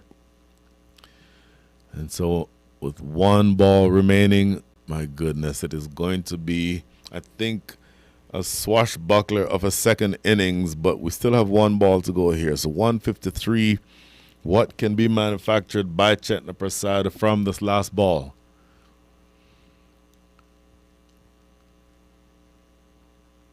Playing it through the offside. This should be a single, and that should be all that they'll get. One run to close things out. That is the end of the innings. 154 for 5, which means that after a short break, the Willow Breakers will have the task of scoring 155 runs to win this first match in the National Women's Cricket League Houston Women's T20 Championship presented by SMK Global and iStrive Technologies. So just to go through the scorecard really quickly, Chetna Prasad leading from the front, 61 from 58 with 8 fours. Yashaditi Teki dismissed relatively early, had a boundary, but then was caught in the covers shortly thereafter. She scored 4. Anika Kolan, 39 from 38. Usma Iftika, 11 from 12. And Anika Krishnan did not trouble the scorers. Varshita Jambula, 4 from 7. And Simiksha Sivakumar, 2 from 4. With 33 extras, very high count for extras there, but all in all, it adds up to 154 runs on the board. The bowling, I think the pick of the bowlers in terms of economy rate may have been Kirutika Subramanian, 2 overs, and she only conceded 7 runs. Wickets were taken from Melanie Henry, 2 for 33. Janae Basson, 1 for 12. And then the other bowlers, relatively expensive with the exception of Bhakti Shastri, 4 overs, none for 24. Mithila Mudgalia, 1 over for 12. Avni Patel, 1 over for 11. Hala Asma, 2 overs, 30. But, once again, this team bats very well and bats very deep. So even with 10 people on the ground, they don't have all 11 players, but I think they would be thinking that they're in a good position here. After having fielded with only 10, they only concede 154 runs. So they'll have the small target of 155 to go for victory. With an eye towards the sky because it's getting much more overcast and cloudy. We'll see how long that lasts, and we'll see how much time that the Willow Breakers will have to be able to knock these runs off. So we'll take a quick break, and we'll be back on the air in about 10 minutes.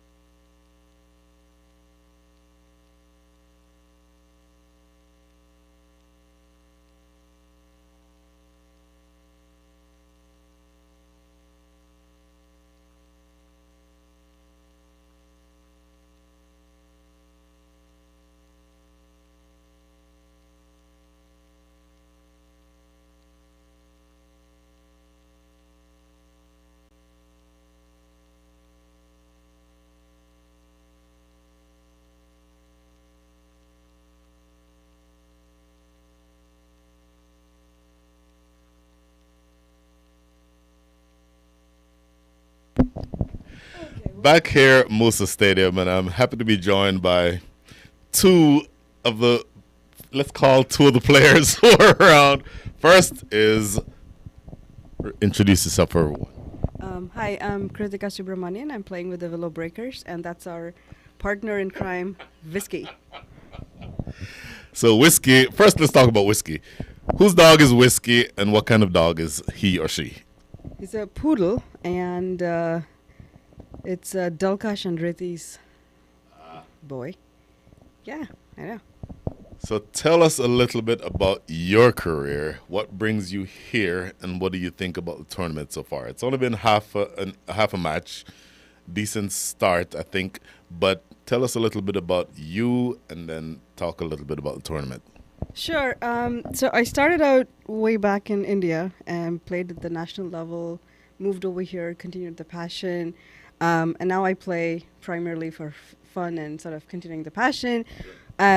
We formed Willow Breakers, more like friends coming together, wanting to play cricket together, and having fun out there. And so far, this stadium is pretty impressive. I'm very impressed about how this whole facility is set up.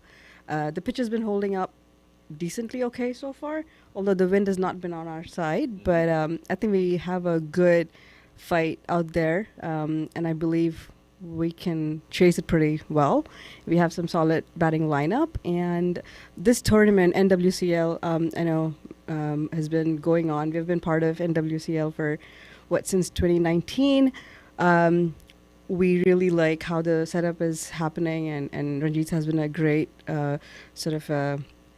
I would say, promoting the women cricket, getting all of us out there, be it somebody wanting to be at the national level or somebody like me wanting to just continue passion.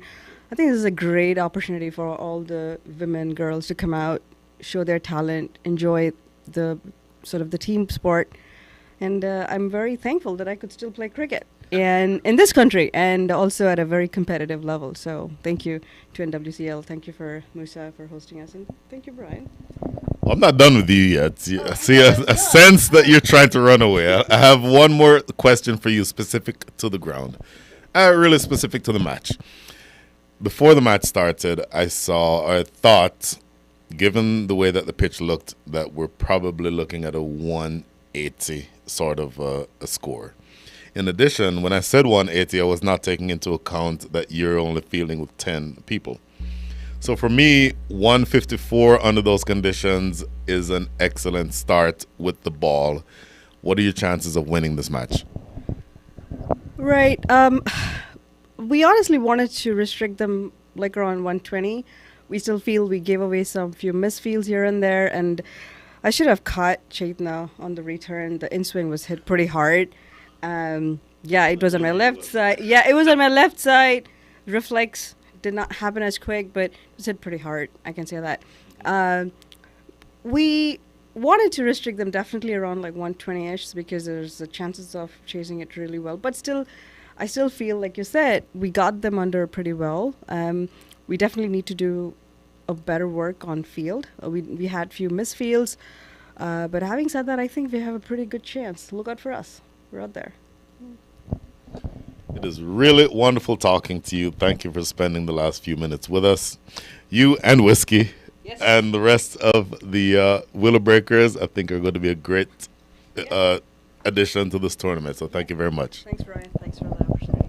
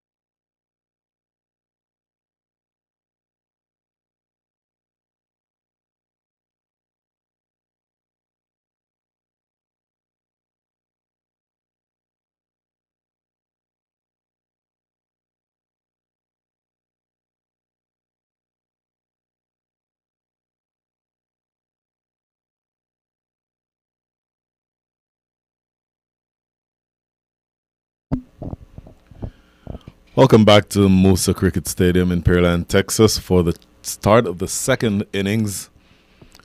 First innings, the NCCA women asked to bat first by the Willow Breakers scored 154, which for me, given the conditions, given the state of the wickets, given the fact that the Willow Breakers were only fielding with 10, feels to me like an undercooked score. And I think you're going to see what, in theory, should be a manageable run chase. This batting side, the Willow Breakers bat very deep. They have a number of international players in their side. And as far as the international players are concerned, look out for Hala Asmat and Divya Saxena, who are both Canadian national players. And then Kirutika Subramanian and Delkash Shariharian, the captain herself, both former international players. So you would think that the firepower is there to overhaul this total. But on the flip side, all you need is 10 good balls, and the NCCA women are on top. So a lot to play for, and we'll see what happens here in the next hour and a half or so. One idea or one thing to keep an eye on is the rain, because there is a light misty sort of drizzle around the ground. The heavier rain, I think, comes later in the day. More to talk about that. Varshita with the new ball in her hand, and she will be bowling to Bhakti Shastri. Bhakti bowled well, and now she's going to be asked to get the Willow Breakers off to a good start.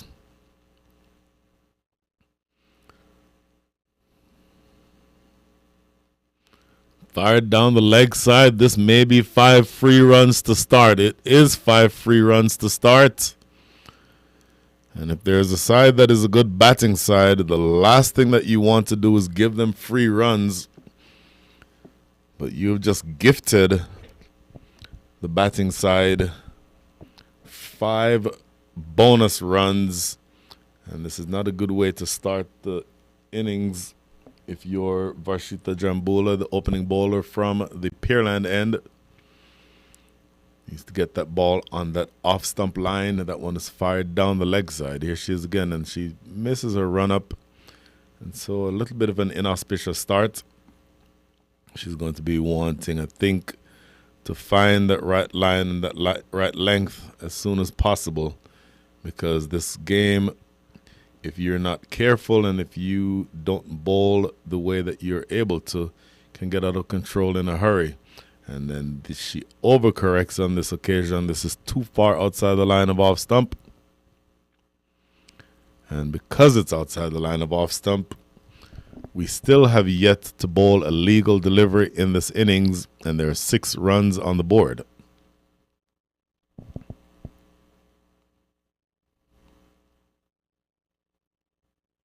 That's better. Much, much better. That line just outside the line of off stump, and has Bhakti Shastri reaching forward and not finding or making any contact with the ball. So once again, we're here at Moosa Cricket Stadium in Pearland, Texas. Moosa Stadium, one of 2 ICC certified grounds in the United States of America, if you can believe it. Delivery outside the line of off. An attempted cut is missed by Bhakti Shastri. And the information that I have on my YouTube link says that there are 17 people who are watching online. So welcome. Good to have all of you outside the line of off. And this time it is adjudged to be wide. And by the way, I always say this when I'm commentating by myself. Carrying on a solo conversation for 3 hours is not the easiest thing in the world. So if any of you would like to jump into the chat and have a conversation relative to this game or anything related to cricket, it'd be really helpful and would really go a long way toward breaking up the monotony. So if you'd like to jump into the chat, say hello. This ball goes down the leg side, and yet another wide. In fact, 2 additional wides on that occasion because the ball goes down the leg side. And so all of a sudden, a lot of runs being scored here, and we have not even yet gotten off of. There's no runs off the bat. So there's still only 2 legal deliveries bowled in this, the first over. The score is 9 without loss. All 9 of those runs coming by way of extras. And Varshita Jambula having trouble finding the right line. This is stroked beautifully through the offside. What an absolutely top-class shot for me, the shot of the day. Front foot right to the pitch, high front arm, and powering that ball away all along the ground through mid-off. And that races off the bat for the first boundary of the innings. And again, for me, the shot of the day so far. Good-looking shot. Divya Saxena gets off the mark with a 4. So you're going to want to correct your line and your length. The line was better on that occasion, but the length was a little too full, and that's why that ball was put away. And she knocks him out and knocks her over. After a brilliant shot down the ground, Divya Saxena looking or choosing to play across a very straight delivery. Absolutely going across that delivery and gets her leg stump knocked over. Looking really to play that to square leg. You see here on the replay. And this ball should have been played in the V. Should have been going towards from the bottom of your screen to the top of your screen. And she goes completely across the line. My apologies. That was the off stump that was knocked down. So that ball angled in from over the wicket. And that ball really easily could have been played down the ground in the V. But Saxena instead choosing to go across the line, looking to play to square leg actually. And absolutely brutal that she chose to do that, because in so doing she loses her off stump. And so the first wicket goes down for the Willow Breakers. I think you'll ask Miss Saxena and she will tell you that that ball should have been played right back down the ground, but none of that matters now. Her day with the bat is done, and 13 for 1 is the score with the new batter in Melanie Henry. Melanie Henry is a good batter, heavy hitter, good hitter of the cricket ball. We are inside the power play overs, so once again, only 2 fielders allowed outside of the inner circle. As of right now, it just appears that there's one. In fact, no, there's 2 fielders outside. There's one down at deep third, and there's one at deep backward square leg. So those are your 2 outside the circle. Everyone else inside. And so that tells me it's going to be a short of length type of a delivery. And after a very ordinary start, excuse me, to the over by Varshita Jambula, she's done well to come back, find the right line, and then certainly take a wicket, the big wicket. Forced into the offside. Oh, look at this. Looking down. Melanie Henry looking to get off the mark. Not able to get a run there. That was hit well, but directly to that fielder in the covers. So 1 ball remaining here in the first over. Very eventful over. 13 runs coming from it so far. But losing the wicket of Divya Saxena. And that is defended in front of the stumps for no run. That is a good close to the over. The first 3 legal deliveries went for 13 runs. But after that, she comes back, does Varshita Jambula, with a good close out to the over. 3 dot balls, including a wicket. So at the end of 1, the score is 13 for 1.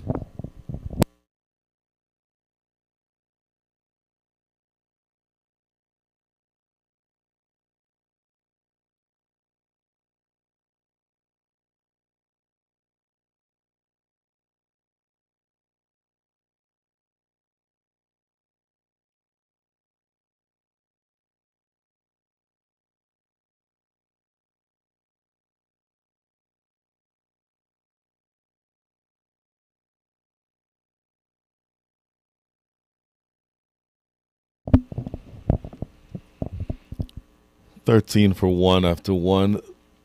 Varshita Jambula's first over going for 13 runs, but she does take a wicket. So now the bowling will be taken up from the Massey Ranch Road end by Uzma Iftikhar. And she will be bowling to Bhakti Shastri. My apologies. Might have said the name of the batter wrong earlier. In fact, the two batters at the crease are now Bhakti Shastri and Melanie Henry. That's, excuse me, Bhakti Shastri on strike. Melanie Henry, the non-striker, none from two. Bhakti Shastri has faced the same number of balls and scored the same number of runs.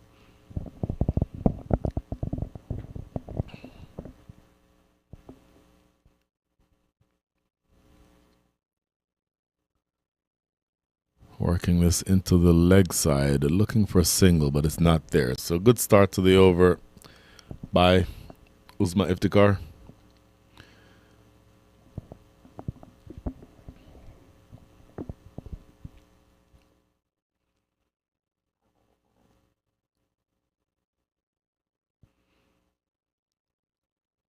Three dot balls on the trot now to start the second over. Really good bowling. Finding that exact right line and that exact right length and not allowing any room so far for Bhakti Shastri to be able to score. Now this time there's room, and this cutaway behind point, it will get close to the boundary, won't reach there, and in fact they only get a single. So off the mark with that shot is Bhakti Shastri, and that brings Melanie Henry on strike. Bit of a concern there. You see Bhakti Shastri stretching that right, looks like that right calf. So don't know how much of an issue that is. Uzma Iftikhar now bowling around the wicket, bowling to Melanie Henry. Melanie Henry, a big hitter of the cricket ball, and there's a wide open gap. In fact, no one in the deep on the leg side at all. So from around the wicket, she's absolutely going to have to keep this ball outside the line of off. If it's not outside the line of off, it presents scoring opportunities for Melanie Henry. And this is defended back down the wicket for no run. So very good over so far. The first over going for 13, even though that one wicket fell, but so far just one run from the over. And looking for a single, it is not there. One run, a very, very productive over, really good over. For Uzma Iftikhar, her first over only concedes. In fact, I may have been incorrect. I missed a single. So two runs from the over. And either way, still a really good over with one ball to come.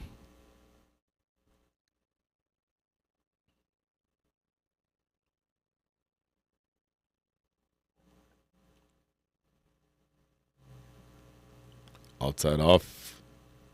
Not adjudged to be a wide. Interesting call there. From our vantage point, looked like it would have been outside the line of off stump, but umpire Rahul Palnitkar believes otherwise, and so he signifies that that is the end of the over. So good over, 2 overs coming from it. At the end of 2, 15 for 1.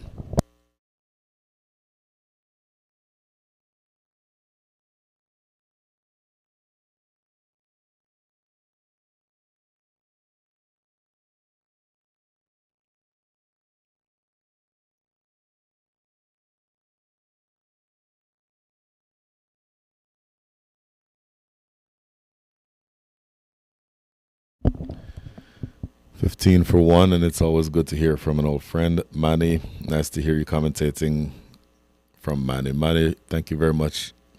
Good to be anywhere, being able to commentate. And this is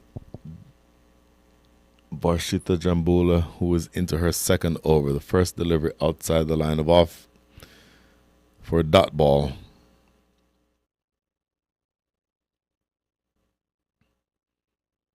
So 155 is the target. We'll get to some permutations around that in just a minute as this is played into the offside for a single.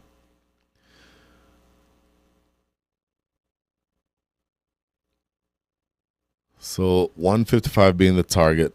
The score currently is 16 for 1, which means they need another 139 runs, and they need to score them in 106 balls. more than doable. They'll need to do it at the rate of 7.87 runs and over. Currently scoring at the rate of 6.86 and over.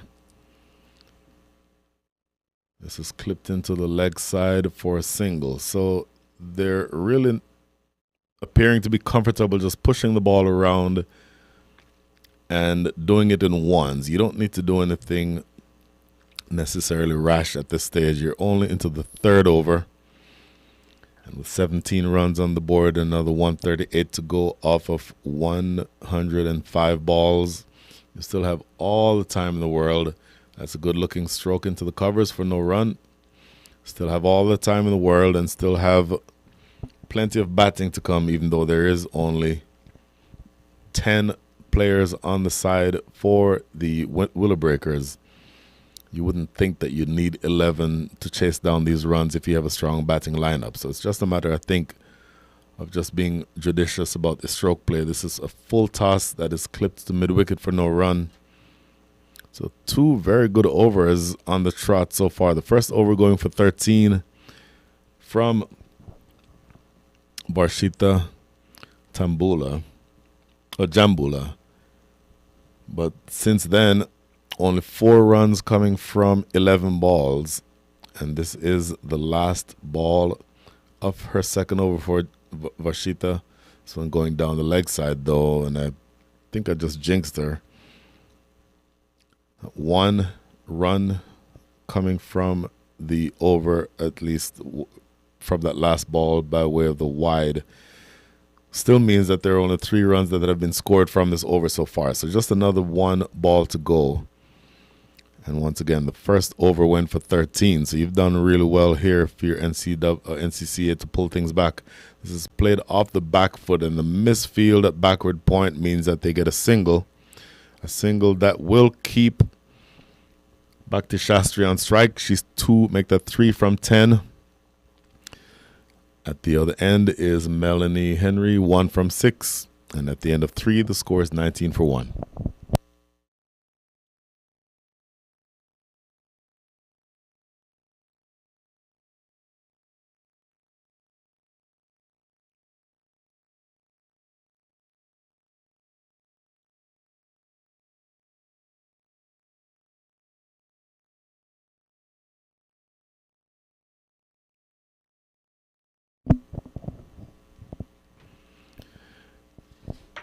So Nithya wants to know if I think that the wind has been a factor for a lot of the extras as Usman Iftikhar continues.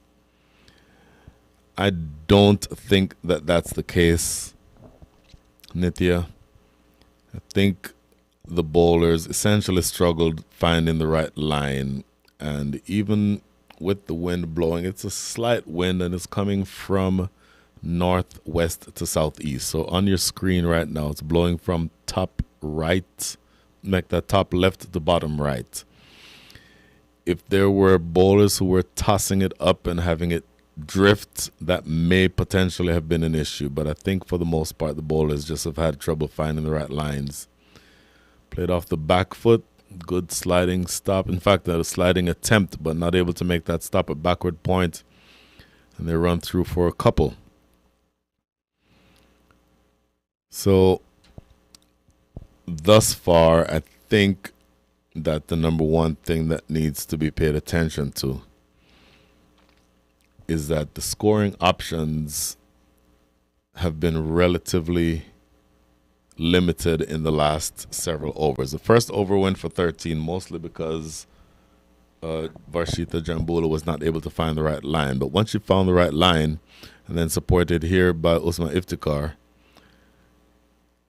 generally scoring has been very difficult. And you have to give credit to the bowling side for that. NCCA are doing really well finding the right lines and generally the right length. There's that one that was overpitched by Varshita Jambula that was hit back through square leg or through mid-off for 4. This is a misfield at square leg that does concede another single. But for the most part, the lengths that have been bowled by both of these opening bowlers have been on target. So it's just a matter, I think, of continuing to build that pressure. You're bowling to a good batting side, so you're going to want to make sure that if they do overhaul this total, if they get to the point where they're scoring runs, you want them to be scoring off of your good balls. And this is Iftikhar. Now the wind is picking up just a little bit.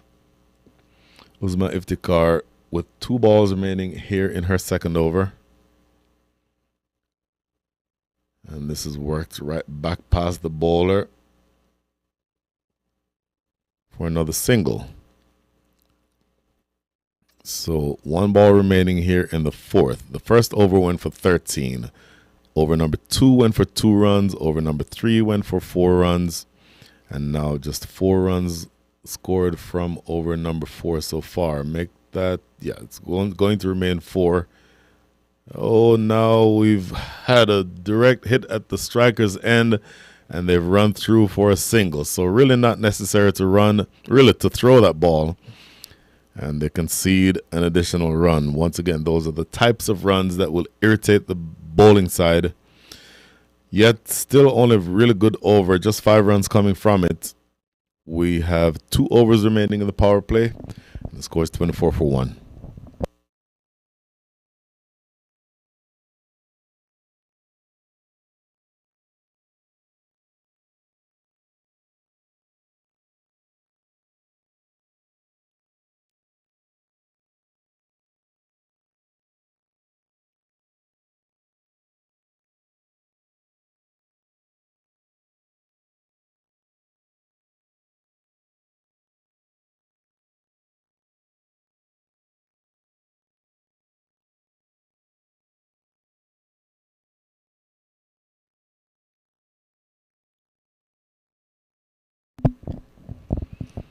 Once again, we're bringing you the National Women's Cricket League Houston Women's T20 Championship presented by SMK Global and iStrive Technologies.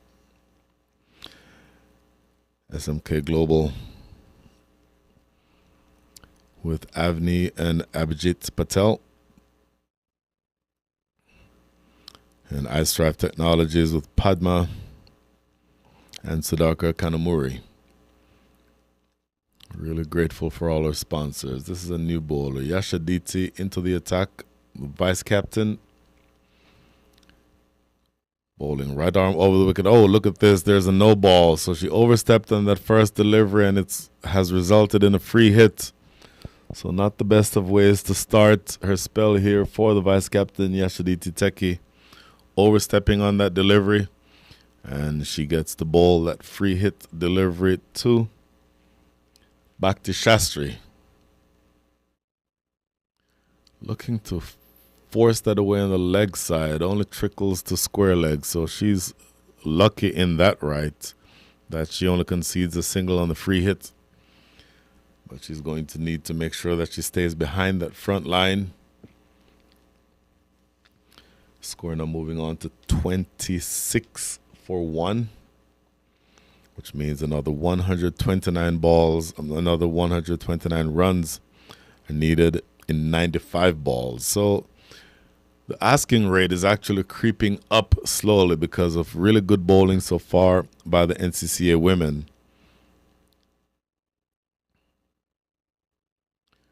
Huge swipe and a miss outside off stump by Melanie Henry, but it is a wide. So looking to stay away from the hitting zone of Melanie Henry is Yashaditi Teki. And after that attempted shot, you see that the fielder who was at a regulation backward point is now dropping all the way back halfway to the boundary on the offside. Whoa. Pulling out of the delivery. And just for a split second, that may have had back to Shastri reaching forward a little too far. Could potentially have been run out at that non-striker's end. And once again, the wind picking up a lot more now. So you see a lot of the trees in the background sort of blowing, and this is defended in front of the stumps. And I mentioned that there should be rain later. We expect that the heavy rain will not come until later in the day. But for now, it certainly is the case that it could potentially be small sprinkles around the ground, which I don't think will disturb the game, but something to watch out for. Down the leg side again, and once again, a lot of wides are being bowled, a lot of extras. So far, 13 extras out of 28 runs, so 46.43% of the runs that are being scored right now are being scored in extras. So generally, they've gotten the balls in the right areas in terms of line and length, but the ones that have been missed in such a fashion that they've conceded several extras. And if they were just to limit those extras, then we're probably talking about a different game. 28 for 1. Another 127 runs needed. They need to score from here at the rate of 8.19 and over. 8.19 and over is not difficult, but if you linger on without scoring, then it could potentially become difficult. This is powered to mid-off. I tell you what, mid-on rather, if that had been a direct hit, it may have found Melanie Henry short. I don't know if we can get a replay of that, but she was a little late taking off after having played that shot, Melanie Henry. And it very well could have been the case that had that ball hit directly, that fielder at mid-on with a immediate pickup and throw, had that hit directly, that may have been the end of Melanie Henry. Once again, pulling out of the run-up is Yashaditi.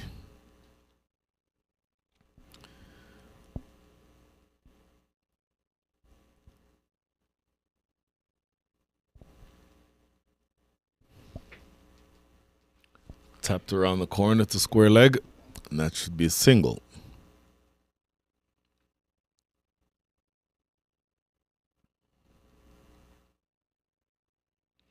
So just one ball remaining here in the 5th. Just looking at Melanie Henry's numbers, and we'll give them to you we'll give them to you right now. 17 matches, 441 runs, 19 wickets.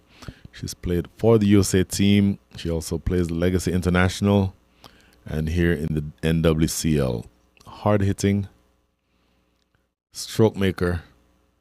And this is played into the leg side, and this is going to be another single. So that is the end of the 5th over. 31 runs are on the board. So they're scoring as of right now.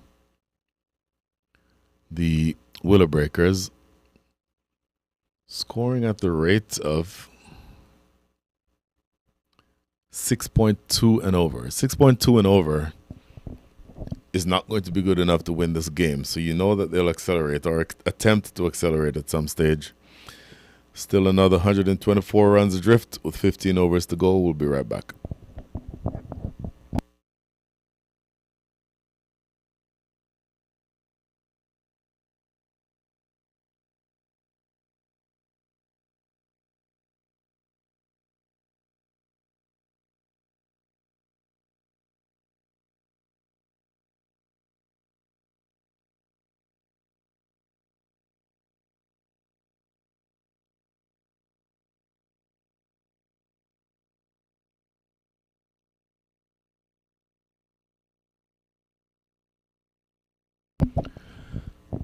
So bowling change coming from the Massey Ranch Road end. This is Anjana Morella bowling to Melanie Henry. Lofted or tossed up delivery, and it's stroked down wide mid-wicket. A lot of flight given to that ball, and it ended up being a full toss. Melanie Henry can generally score very heavily off those types of deliveries, so I think you're going to want to pitch that ball if you're Anjana Morella. Now bowling to Bhakti Shastri. Tossed up. This is a better length. Played in front, actually just behind point for no run. So those figures I gave you just now are for Melanie Henry.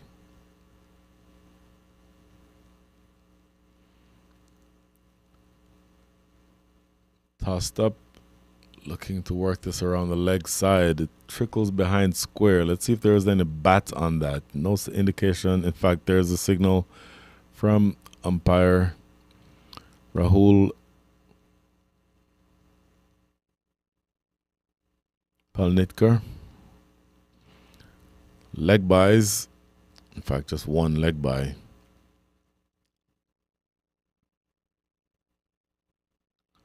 Three deliveries into her first over. She's conceded 3 runs. Stroked right back to the bowler and deflected down to mid-on for a single.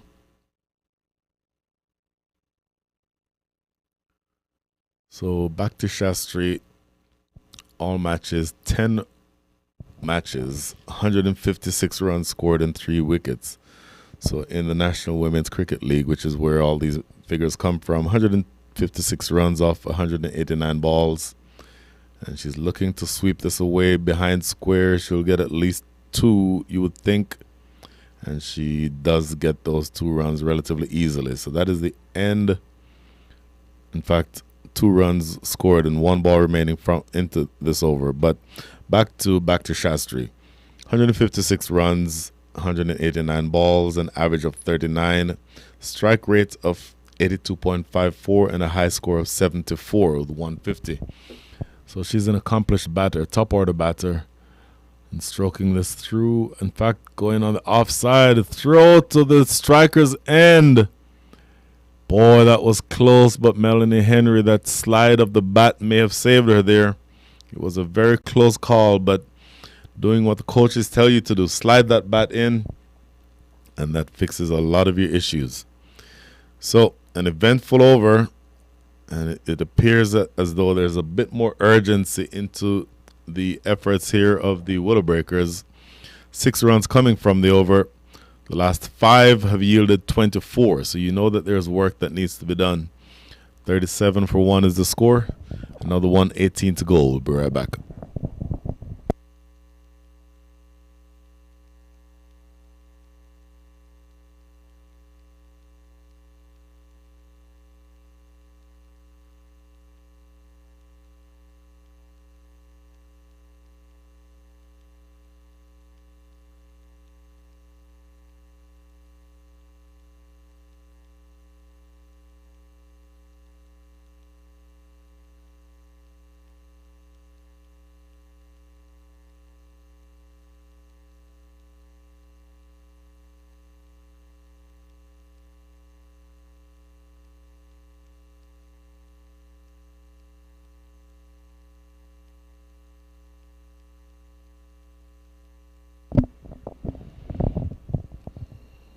So Yashaditi with the ball in hand, about to start her second over.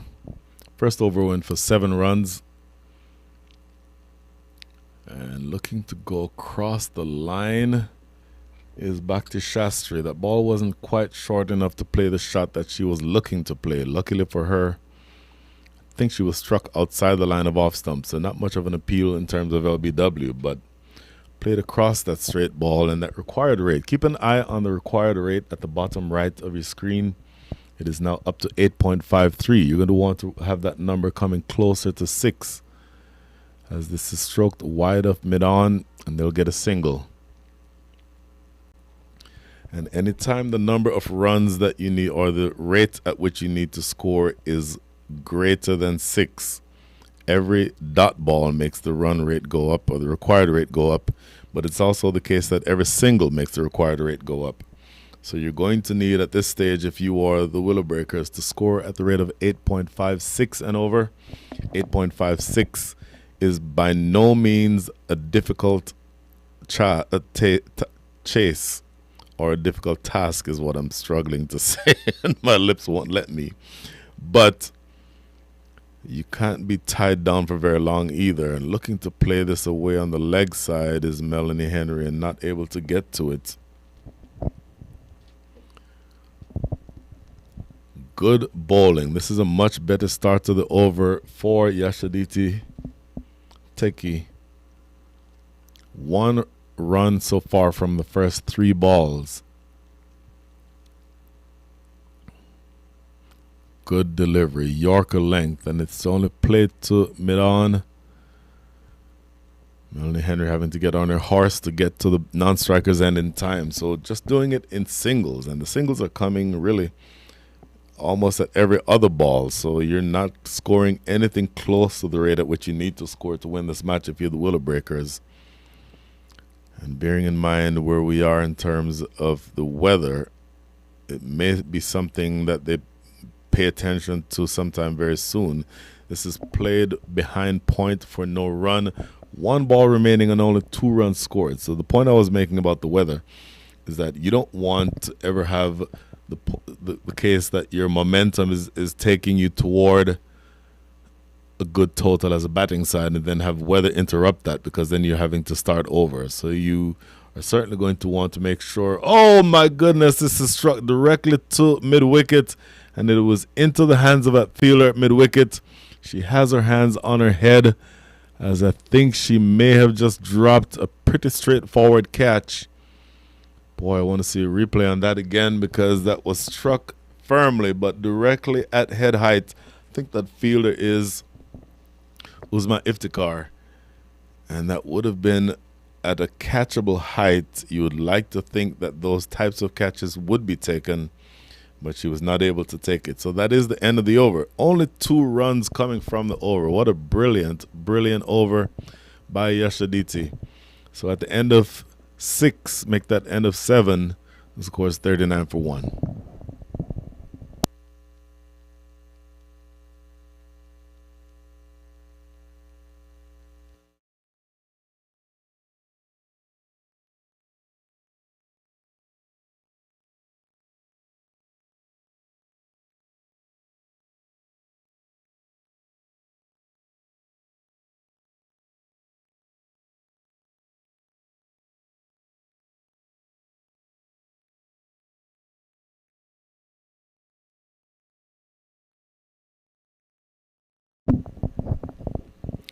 $39 for 1 after 7. So the Willow Breakers need another 116 runs for victory, and they need to get them in the small matter of 78 deliveries. So again, they're needing to score at the rate of 8.92 runs and over. That is not an easy rate, and the overall run rate at which they're scoring now is 5.57. So they're scoring less than a run a ball. They're going to need to accelerate to around the rate of 1.3 runs a ball. So they're going to need to go a little bit faster than they are. This is Anjana Morella back into the attack for her first over. The first over going for 5 runs. The first ball of that over played down to long on for a single by Melanie Henry. Melanie Henry now 8 from 16, and back to Shastri 13 from 26. So both are scoring at exactly a 50% strike rate.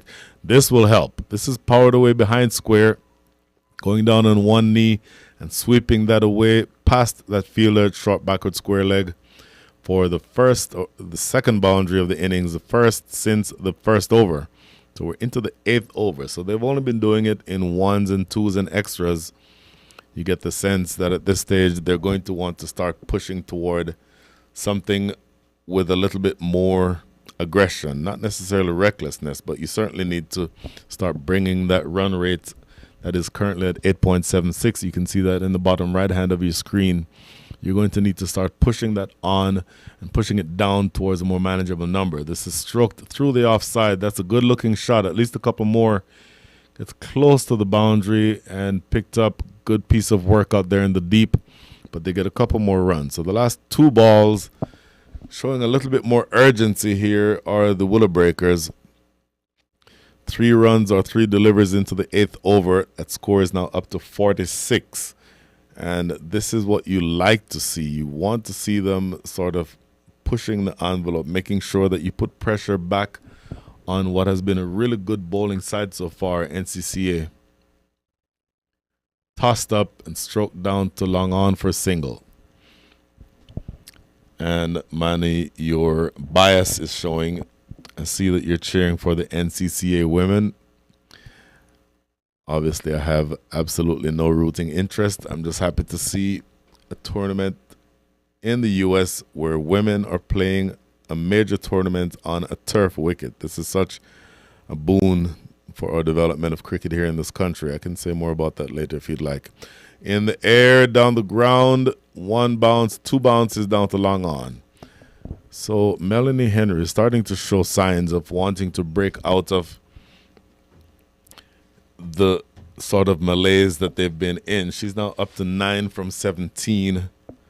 Back to Shastri, 20 from 29. And 1 ball remaining here in the 8th. Tossed up, paddled around the corner. Should just be 1. And that is the end of the over. That 1 taking the score to 49. So at the end of 8, the score is 49. 10 runs coming from that over. We'll be right back.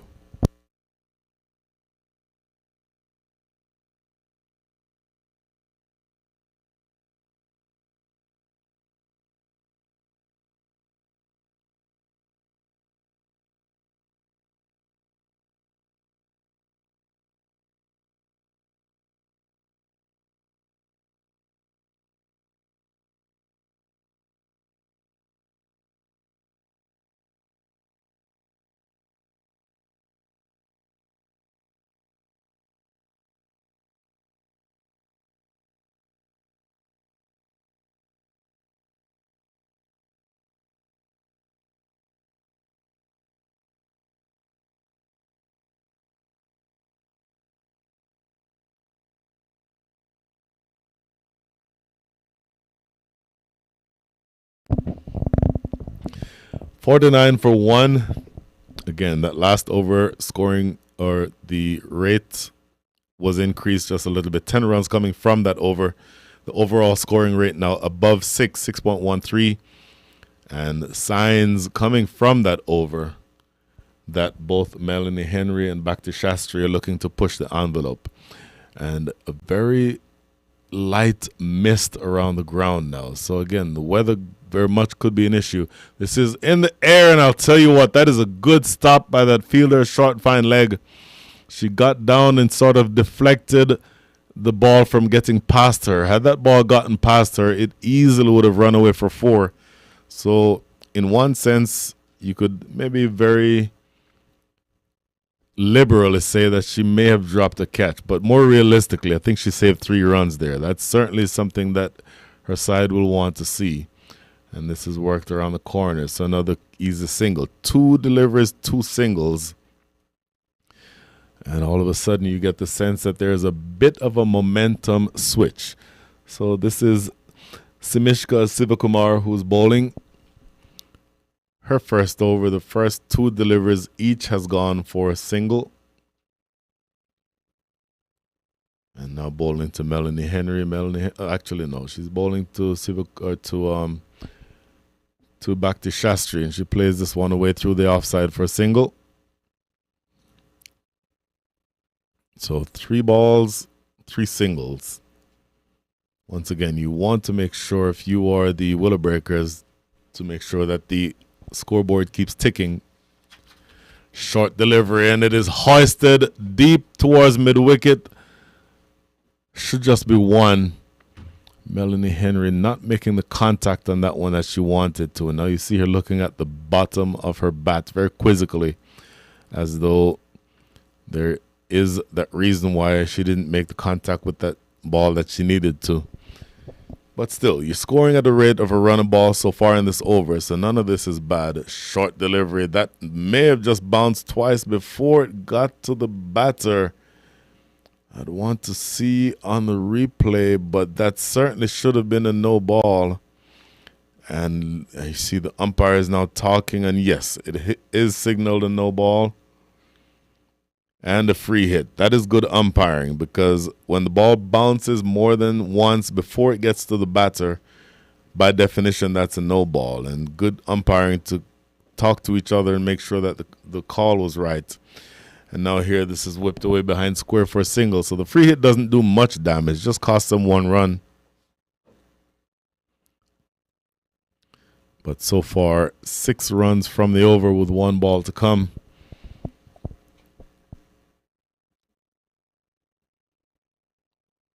short and down the leg side. Looking to see, the umpires are communicating with each other to see if that was a no ball. Now we're going to talk about it again. It was very close to bouncing a second time when it got past the bat, or before it got past the batter. And I think that's exactly what they're talking about. And there's the signal. It is a no ball. So the second no ball in the over, and the second no ball because it bounced before it got to the batter. Bounced the second time before it got to the batter. So Simiksha is going to have to pitch that ball up because, once again, if it bounces more than once before it gets to the batter, it is a free hit. It's a no ball and results in a free hit. So a couple of free deliveries here. And hammered in the air, and that's going to run away for 4. That is not what you want to have happen. You don't want to give a batter like Melanie Henry the opportunity to face a free hit. And she powers it away through mid-wicket for her first boundary. She's now up to 15 from 21, and the score now up to 60 for 1. So would have been a good over were it not for the 2 no balls. The 2 no balls and the subsequent runs that followed cost 7 runs. And after 9, the score is 60 for 1.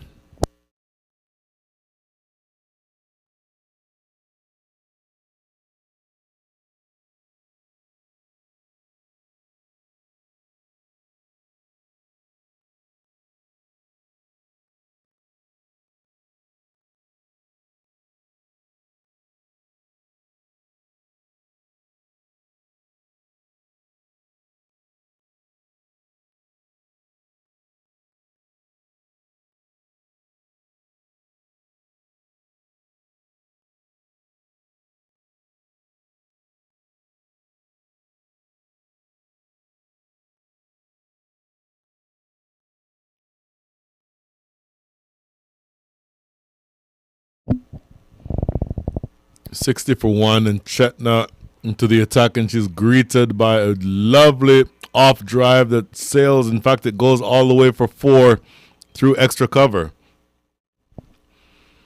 So you can almost get the sense that the momentum has changed 180 degrees. Chetna Prasad into the attack. She batted very well in the first innings, but here is greeted very rudely with a lovely cover drive. Goes all the way for 4. And Bhakti Shastri now up to 28 from 35. Melanie Henry 15 from 21.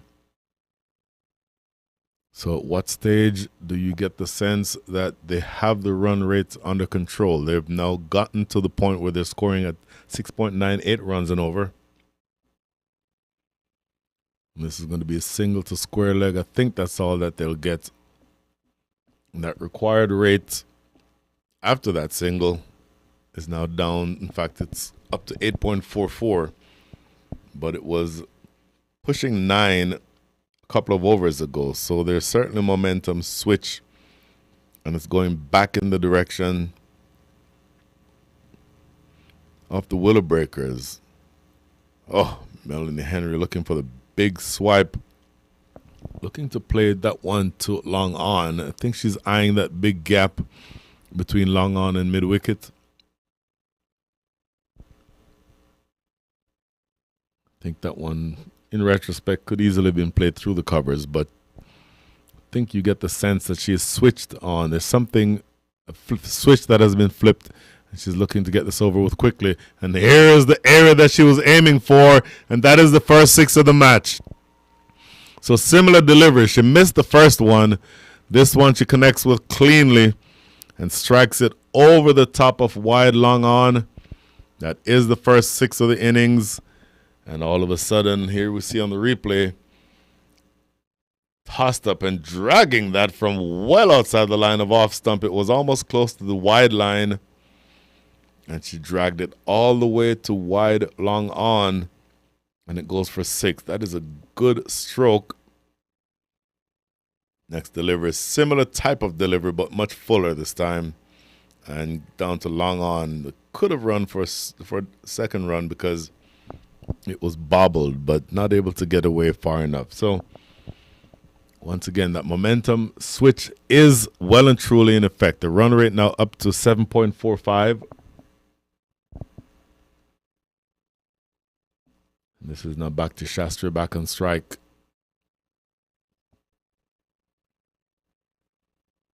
One ball remaining before we're at the halfway stage. In fact, that is the end of the over, and we are at the halfway stage. Halfway stage has yielded 72 for 1. By comparison, in the first innings, the score after 10 overs was 74. So they're only 2 runs behind. They've done a lot of catching up in the last couple of overs. The last 5 overs have yielded 41 runs. So certainly you get the sense that they're on the way toward, for them, what should be a pretty straightforward victory. But again, none of it is guaranteed. There's a little bit of rain in the forecast. It's very misty, and conditions aren't the best for batting. So 10 overs to go, another 83 runs to get. We'll take a short water break, and we'll be right back.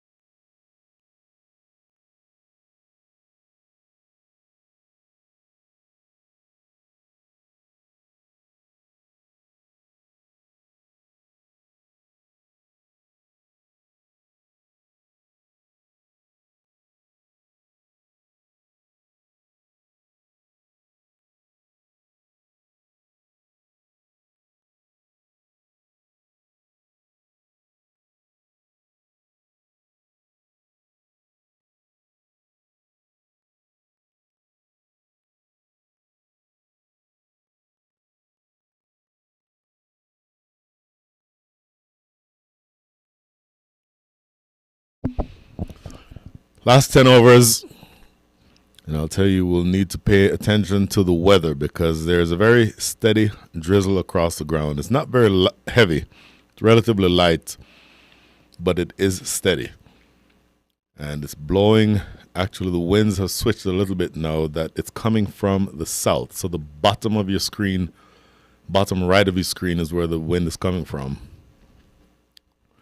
This is Varshita back into the attack. Powered down the ground. That's going to be 4. I'll tell you what. The message may have been sent. There's rain coming, and we need to get this game over with. Melanie Henry taking that one on the rise and powering it down the ground.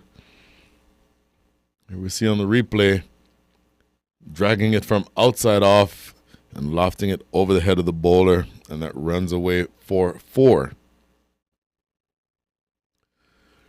So all of a sudden, once again, I think that the momentum has switched completely, or at least mostly, because you get the sense that the NCCA women are a bit on the back foot.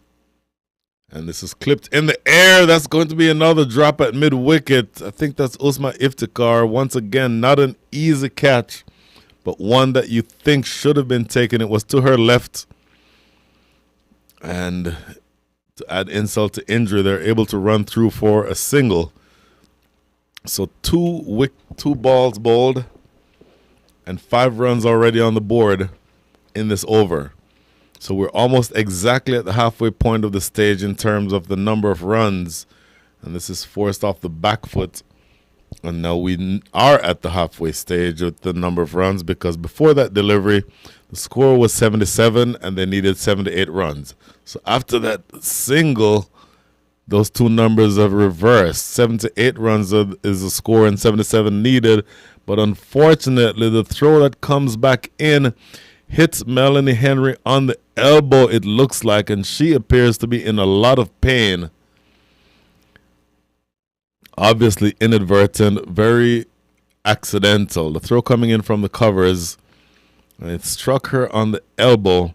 I think she's signaling that she's okay. I think.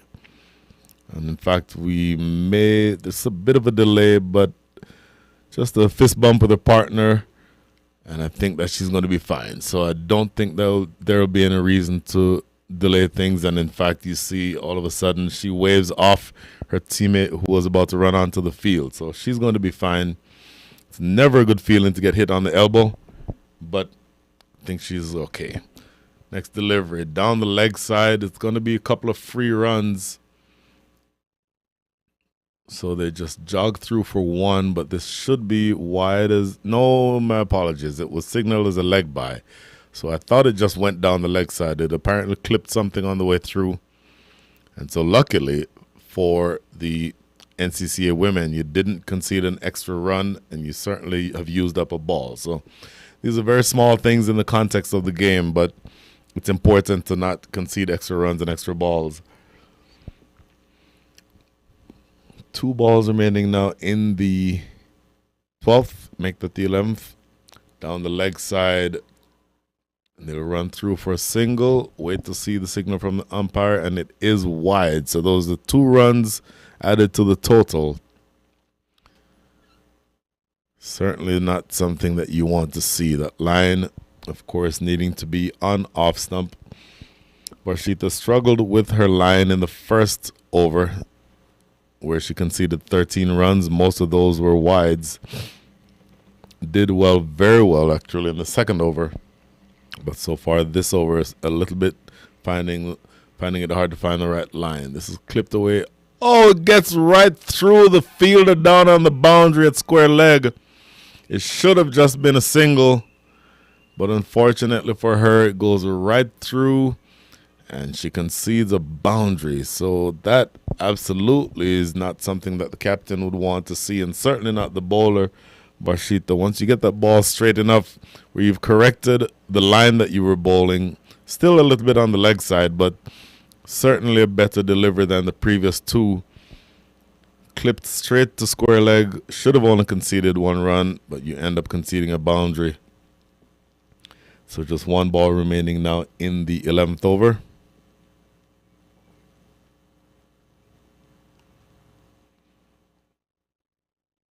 And appeal for LBW, and she's given. So umpire Rahul Palnitkar thinking about it just a little bit, and then immediately raising the finger. So that is the end of the innings for Melanie Henry. Struck on the front pad, trapped on the crease, really. Here we have the replay coming up.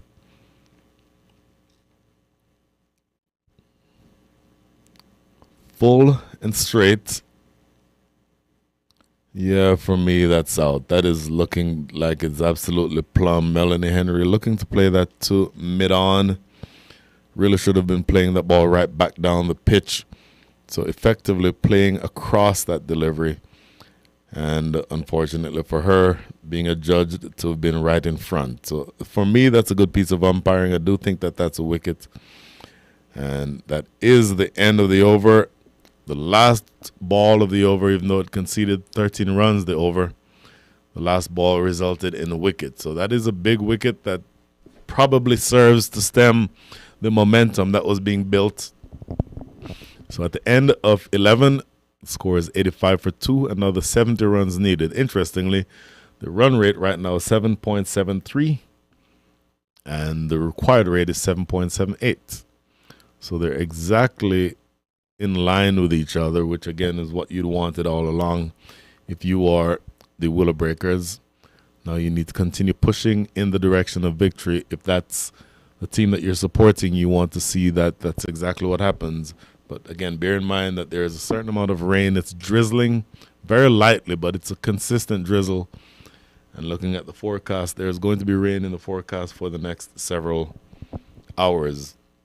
I think starting at around 12:30 local time. So that's about maybe 70 or so minutes from now. So you want to get this game over as soon as possible. So the new bowler is going to be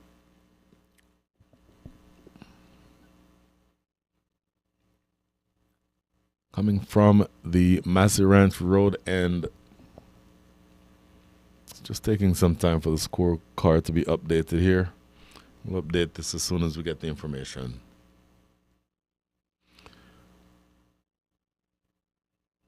Okay, new bowler is Tanushree Dampala, who switched around and is bowling now from the Massey Ranch Road and tossed up and defended in front of the stumps. The new batter this time is Avni Patel.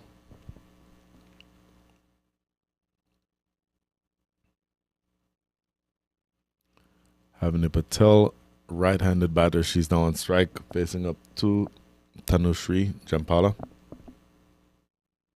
Well outside the line of off stump and not adjudged wide by umpire Rahul Palnetkar.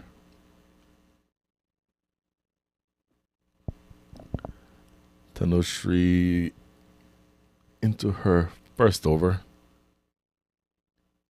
And this is stroked to square leg just for a single. I think that's all they'll get.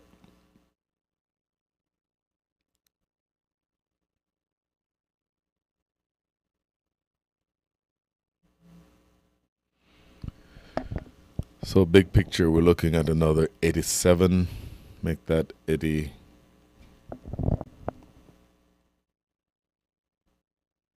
Well, the score is 86, so we're looking at another 69 runs for victory.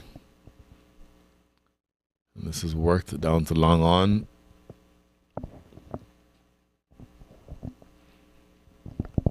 Avni Patel now off the mark. She's 1 from 4, and she'll be facing the last delivery in this, the 12th over. So 6 to 8 runs adrift from the target are the Willow Breakers, and they have to get them in 49 deliveries. Make that 48 deliveries in which to score 67 runs with that single to end of the 12th. At the end of 12, the score is 88 for 2. And you get the sense that there's a bit of momentum shift back in the other direction, because the last several overs certainly had been controlled by the Willow Breakers. But with the fall of the wicket of Melanie Henry, and with the drizzle coming down a little bit more consistently and a little bit more heavily now, all of a sudden this is not going to be as easy a chase as the Willow Breakers would want to have. So handful of overs left, 67 runs to get, and it is, as they say in the business, go time. We'll be right back.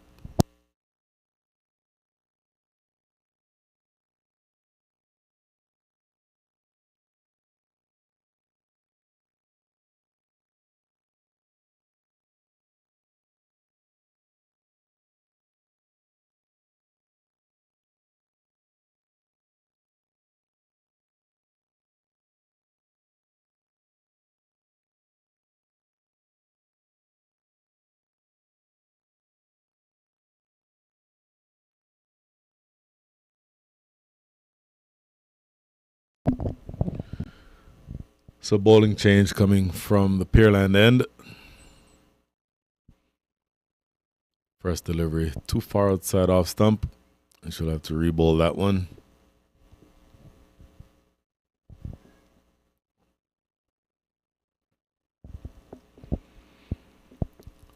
Working on getting the name of this new bowler. If any of you are watching who knows who this bowler is, I would absolutely appreciate if you were to drop into the chat and let me know, because, oh, there we go, Nina. So the bowler is Nina Ruwala.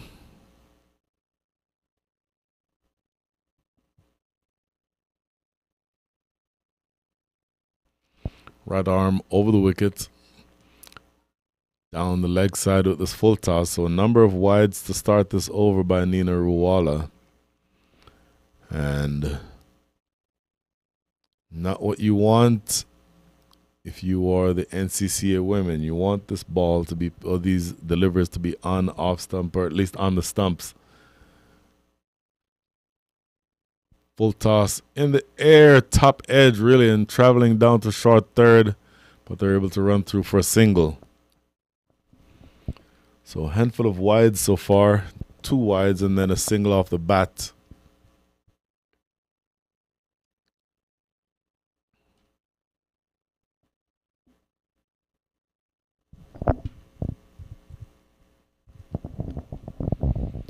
So 1 official delivery bowled so far in this over. 4 deliveries overall, but 3 have been wide.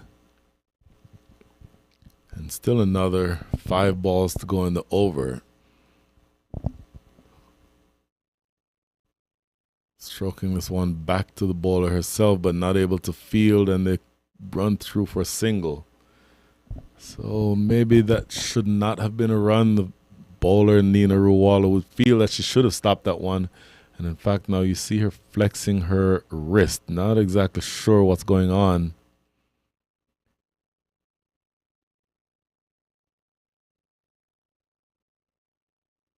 For a split second, I thought she may have been sacrificing the rest of her over due to injury, but that's not the case. So it's good to see from that standpoint. But at the same time, she does have to find the right line and the right length.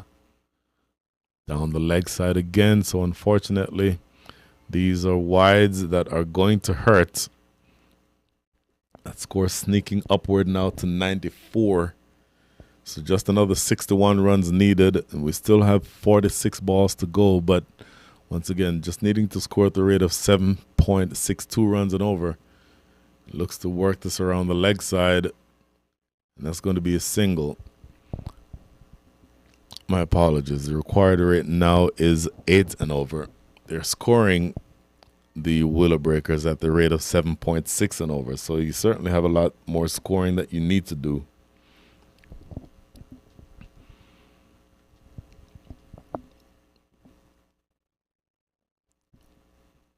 Now this is back to Shastri, who's been there from the beginning. 32 from 41 runs, or 32 runs from 41 balls faced with 2 fours, a strike rate of 78.05. Avni Patel 4 from 7, and 3 legal deliveries so far from Nina. Full toss, whipped around the corner, but straight to square leg. And an overthrow. Look at this. My apologies. I took my eye off the field for a second because I thought that would have been picked up easily and thrown back in. So I think that may not have been overthrows. I said overthrows. It may have just been a misfield down there at fine leg, and they get a couple. So worrying signs here for the NCCA women, and not being very clean in terms of how they pick the ball up. Now there's a bit of a dispute. It appears as though Captain Delcash, who is padded up and ready to come in, seems to be indicating that that should have been adjudged as a boundary. But I don't think that that's something that will be adjusting anytime soon. The umpires are keeping the game going, and this next ball is played through the offside.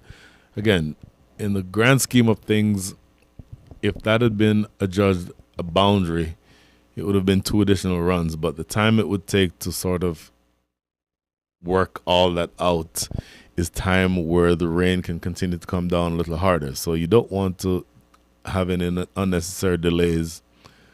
That's a good delivery on the stumps and defended into the onside for no run.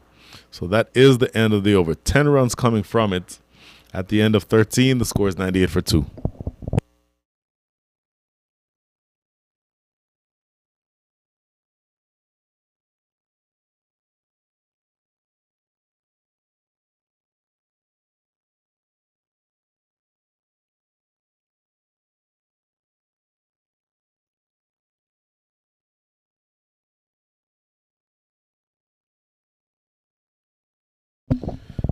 $98 for 2 after 13, and a couple of members of the Varshita Jambula fan club have joined the chat. Santi Gopi, awesome performance by Varshi. Keep on going. I think that she's done well, Santi, to come back from an ordinary first over and bowled very well in that second over. And then the third over was still a little bit rough around the edges, but she pulled it back towards the end and ended up being so far one of the better bowlers in the side. So just looking at the quick scorecard, she's bowled 3 overs and taken 2 wickets. Those 2 wickets are very, very significant in the context of this game. So even though she's been a little bit more expensive than she'd like, and this is a lovely shot through the offside that may well run away for 4. No, it's pulled back just inside the ropes at deep extra cover. So a double to start this, the 14th over. So as I was saying, Santi, in the context of this game, even though she's been more expensive than she'd like to be, I think that she's done enough. Those 2 big wickets are making a big difference in the context of this game. They've certainly slowed down the momentum of the Willow Breakers. And by the way, the score now is up to 100, exactly 100 after 13.1. This is Uzma Iftikhar back into the attack. This is her third over. 2 overs, none for 7 before this, and conceding a double from that first delivery of this over. So she has bowled well. She's bowled really well, actually. Economy rate of 4.2. Advancing down the track and hitting in the air, and that's dropped at mid-off. Relatively catchable. It wasn't the most difficult catch in the world, and she moved over in time to be able to catch that. And she will be very disappointed, that fielder at mid-off, that she did not take that catch, because in the context of this game, again, you're going to need to hang on to every chance that you can get, and it just results in a single when it really and truly should have been a wicket. But you have to put that out of your mind, because of right now, your main goal is to stop this team from scoring. That's a good delivery. Ooh, not too good a delivery, actually. It was too far outside the line of off. A big wave and a miss by Avni Patel. But umpire Rahul Palnitkar thinking that's a little too far outside off.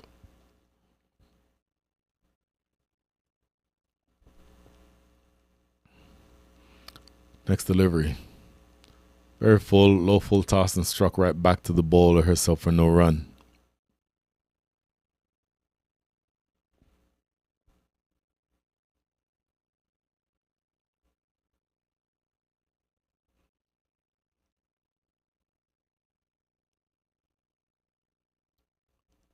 Next delivery.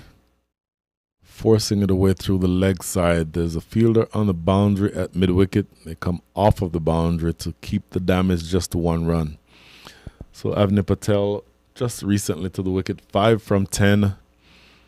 Looking at her overall record, 24 matches, 162 runs and 1 wicket in the National Women's Cricket League. 130 runs from 185 balls in 13 matches and 10 innings. Average of 16.25 with a high score of 39. And a strike rate of 70.27 says to me that she can hit big when she wants to. Now she walks across, does back to Shastri and sweeps it around the corner, and it will run away for 4. Important runs these because, once again, the conditions are becoming a little bit more and more difficult. A lot of rain around, pretty strong drizzle. And in fact, that is the end of the over. At the end of 14, a productive one for the Willow Breakers. 9 runs coming from it. So they're scoring now at the rate of above where they need to. They need to score from here at the rate of 8 runs and over in order to win. Another 48 runs needed. Another 6 overs to go. Buckle up, folks. It's going to be a close finish.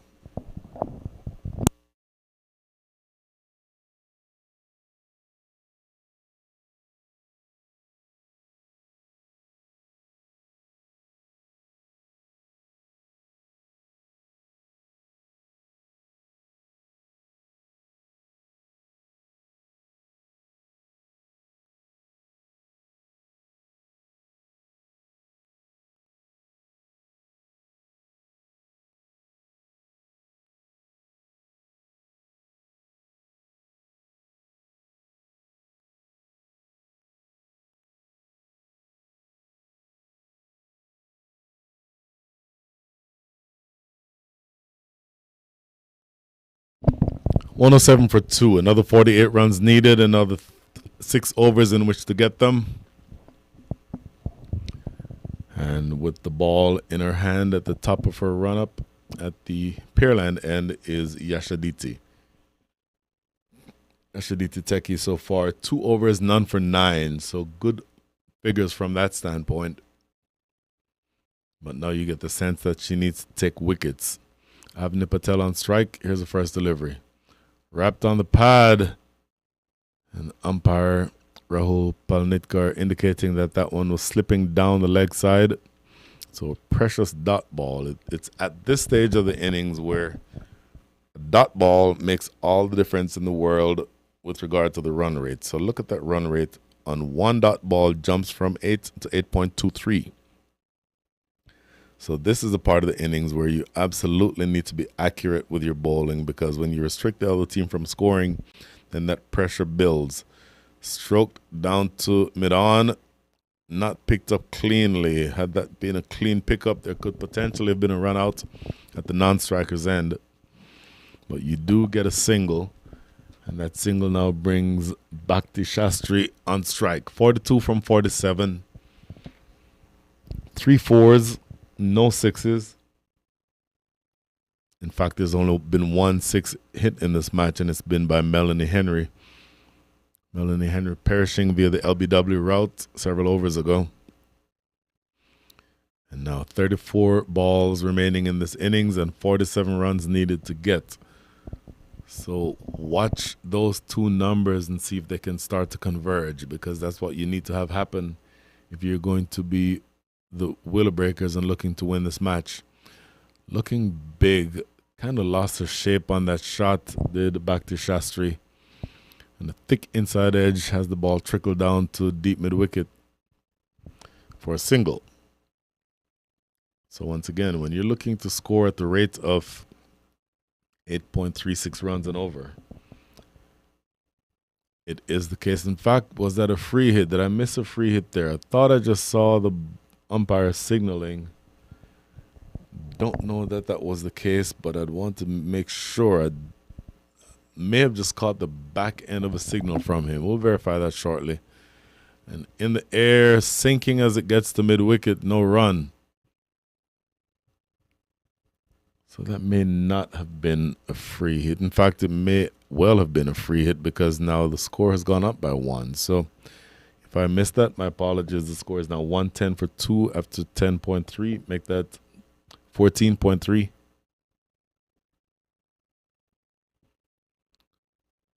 And that required rate now 8 and over, 8.18. Very full in the air, landing short of backward point, and they run through for a single. It's a good piece of fielding, actually. That is Varshita Jambula at backward point who was coming in, couldn't quite get there for the catch, but did well to make her body as big as possible so the ball couldn't get by. They still ran through for a single, but had that ball gotten by her, there was at least one more run that could have been had. And you never know what difference that one run can make in the context of this match. Very full and driven through the offside. This time just a single.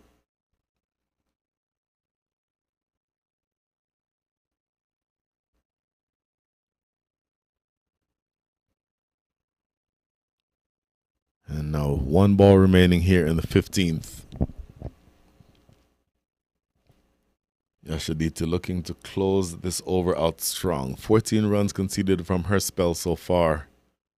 And this is clipped around the corner. That may have the legs to get to the boundary. Absolutely goes all the way for 4.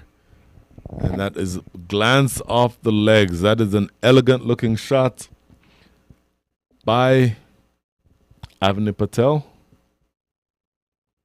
And that results in her first boundary. So at the end of the over, the score is 116 for 2. Make that back to Shastri, I'm sorry. So that shot results in a boundary for her. She's now up to 44 from 49. Avani Patel 11 from 15 with 1 boundary. And at the end of 15, the score is 116 for 2.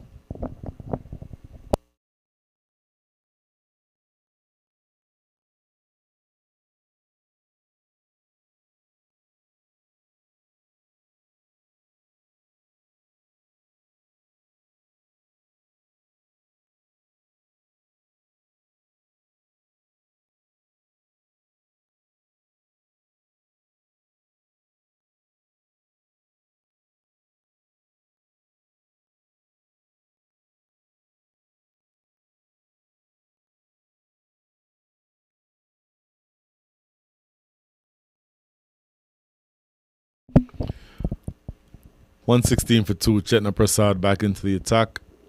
Her first over went for 12. And she's now going to be asked to keep back to Shastri quiet. 44 from 49. Make that 45 from 50. So she's striking it right now at a strike rate of 90. Oh, let's see. What's the signal here?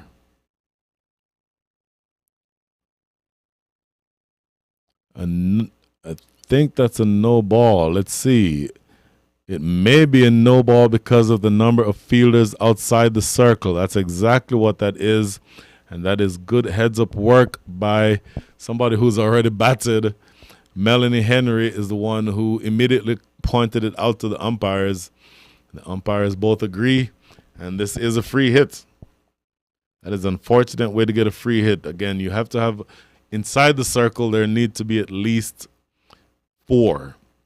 And if they're not 4 inside the circle, so if you have more than 5 outside the circle, that is by definition a no ball. During the power play overs, you can have only 2 outside. In the non-power play overs, you can have as many as 5 outside, but you have to have at least 4 inside. And this is in the air down to mid-off for a single.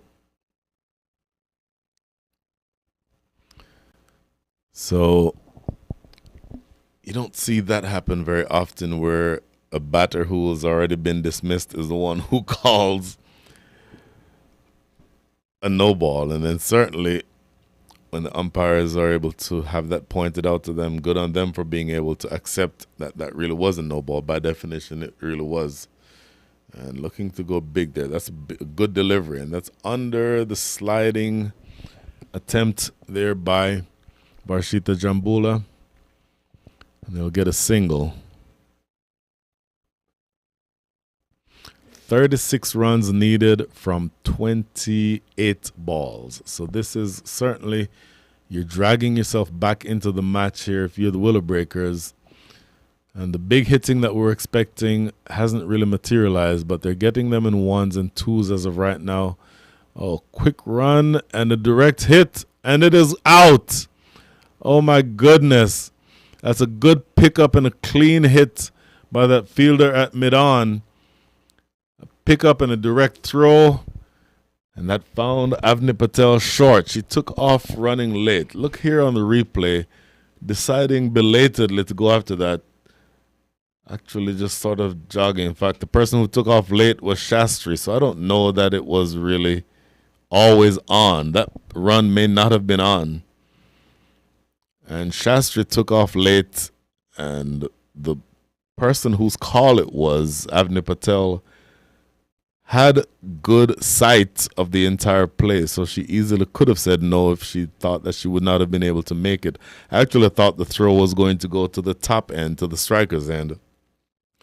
But a good piece of fielding, a direct hit at the non-striker's end, finds Avni Patel short by about a yard.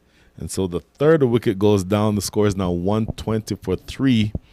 Another 35 needed from 4.3 overs.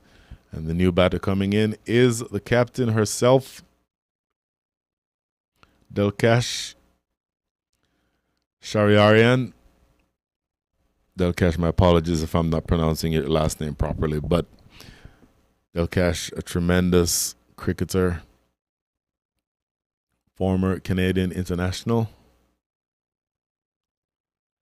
And I think somebody who has been in situations like this a number of times in the past. 40 matches over the course of her career in the National Women's Cricket League, 263 runs, including averaging around 17 with a strike rate of 90, high score of 49, 2 scores of 25 and above.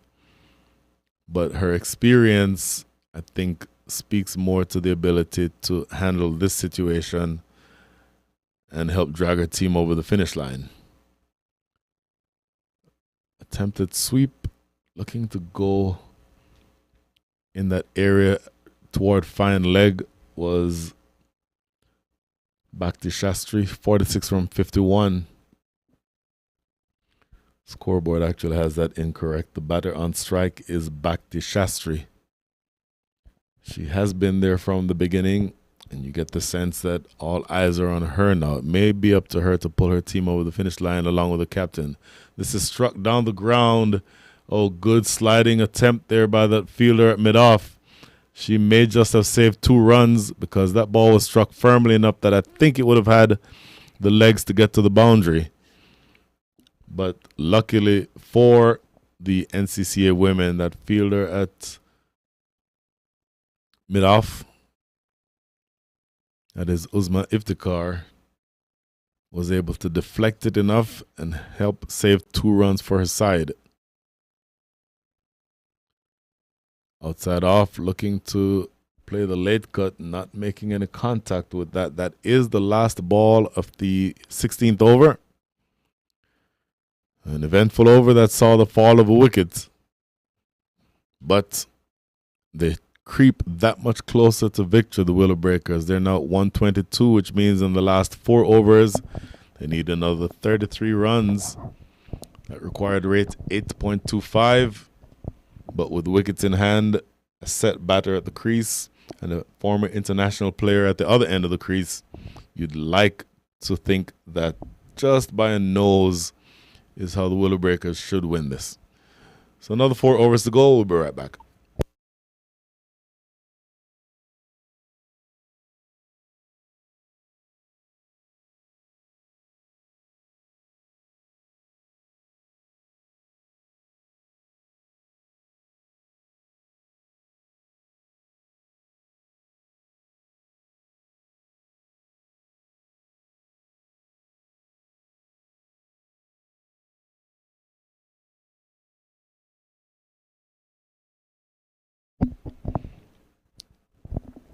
One 22 for 3. 33 runs needed.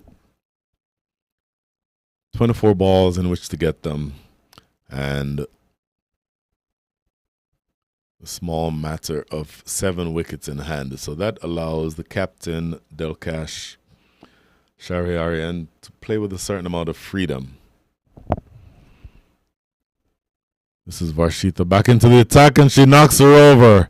That is a good delivery, full and straight. Delcash looking to play that around the leg side, looking to play essentially across a straight ball.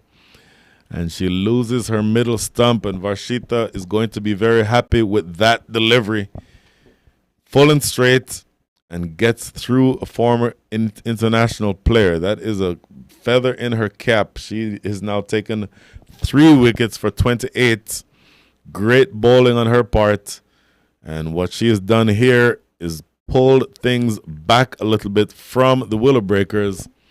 I would have to think that the Willow Breakers are still the team favorite here, but not by much. And then look at this replay. Very open stance by Delcash and looking to play that across the line, looking to play that to mid-wicket. And that ball really should have been played in the V, should have been going back down the wicket and completely going across. So she's gone. My apologies, Arash. I see the comment that you just made about Delcash's team going to win. I don't know if that's the case yet, but unfortunately, if it does happen, Delcash will not have a lot to do with it the rest of the way because she has been dismissed. Delcash being dismissed for 3 of 4.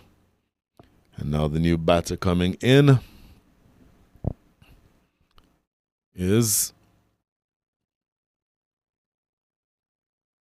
We'll get the new batter as soon as we can. No number or no name yet indicated on the scorecard.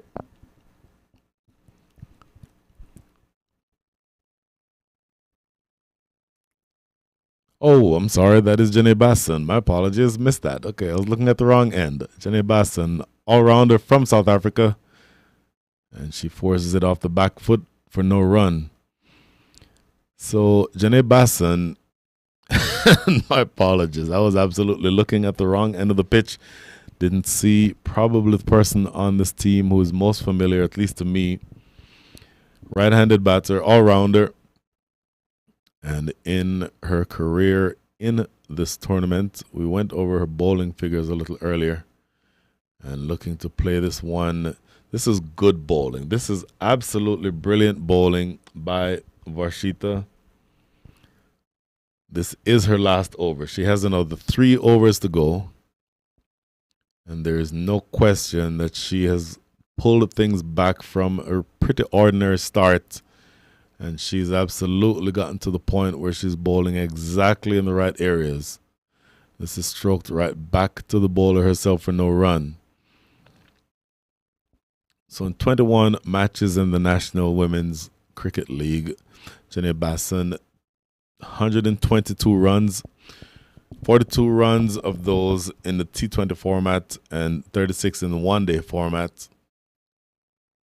Looking to tap and run, as they say. Good pickup, good throw to the non-striker's end, or to the striker's end, but they get through.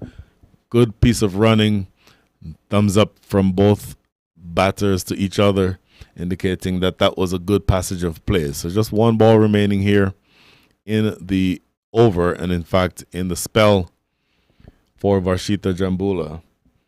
Bowled very well again. I keep saying it. She's come back very well from an ordinary start, and she has almost single-handedly put her team in the position of being able to defend what for me was an undercooked total. 29 or 3 for 29 with 1 ball remaining.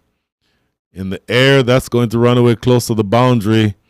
And it does get to the boundary now. So that shot simultaneously spoils a good spell by Varshita and then also gets back to Shastri to her 50. 50 of 52 deliveries with 4 fours. This is a good fight back for her. Losing partners along the way, but she's managed to keep going. And as of right now, with her team at 128 for 4, you'd get the sense that she potentially is on target to drag her team over the finish line. So another 3 overs to go. We're almost there. One way or the other, this game is going to come down to the last over or so. We'll be right back.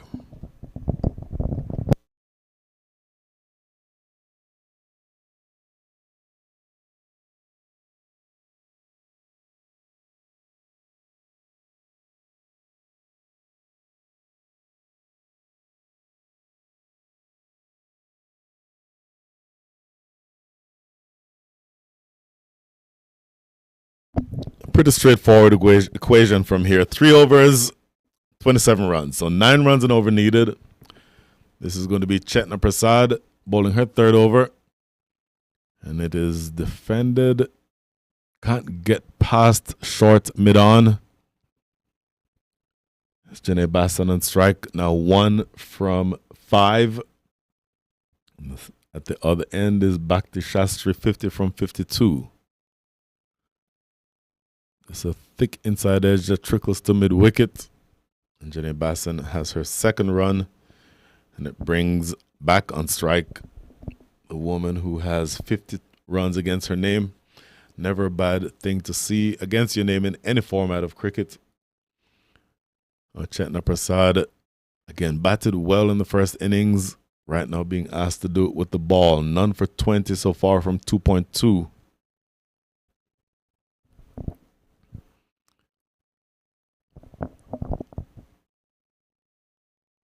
Down the wicket in the air. Gets it wide of long on. They should get 2. Coming back for the 2nd. Oh my goodness. A sliding attempt, or at least Janae Bassan sliding the bat. Not the direct hit, almost coming from the outfield. Had that hit, that might have been a close play. You see on the replay, just a touchdown at the other end, and here she comes. Look at the throw. Pick up, and oh, I tell you what, had that been hit, that would have been very, in fact, it did dislodge the bail. That may have just found Janae Bassan short, but the umpire says not out. Doesn't have the option of looking at replay as we do here. Umpiring obviously is not something that's very easy, but in retrospect, that may well have been out. Looking to sweep this away. Oh my goodness. Direct hit and out. My goodness. For a split second, both batters at the same end. And now the question is going to be which one of them is out. And in fact, that's probably the point of discussion now.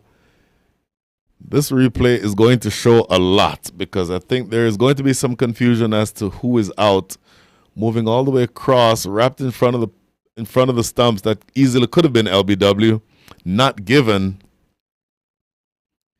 And then in the confusion, both batters end up at the same end. And in fact, it is Bhakti Shastri who is walking off. So Janae Bassan is the striker who is now at the striker's end.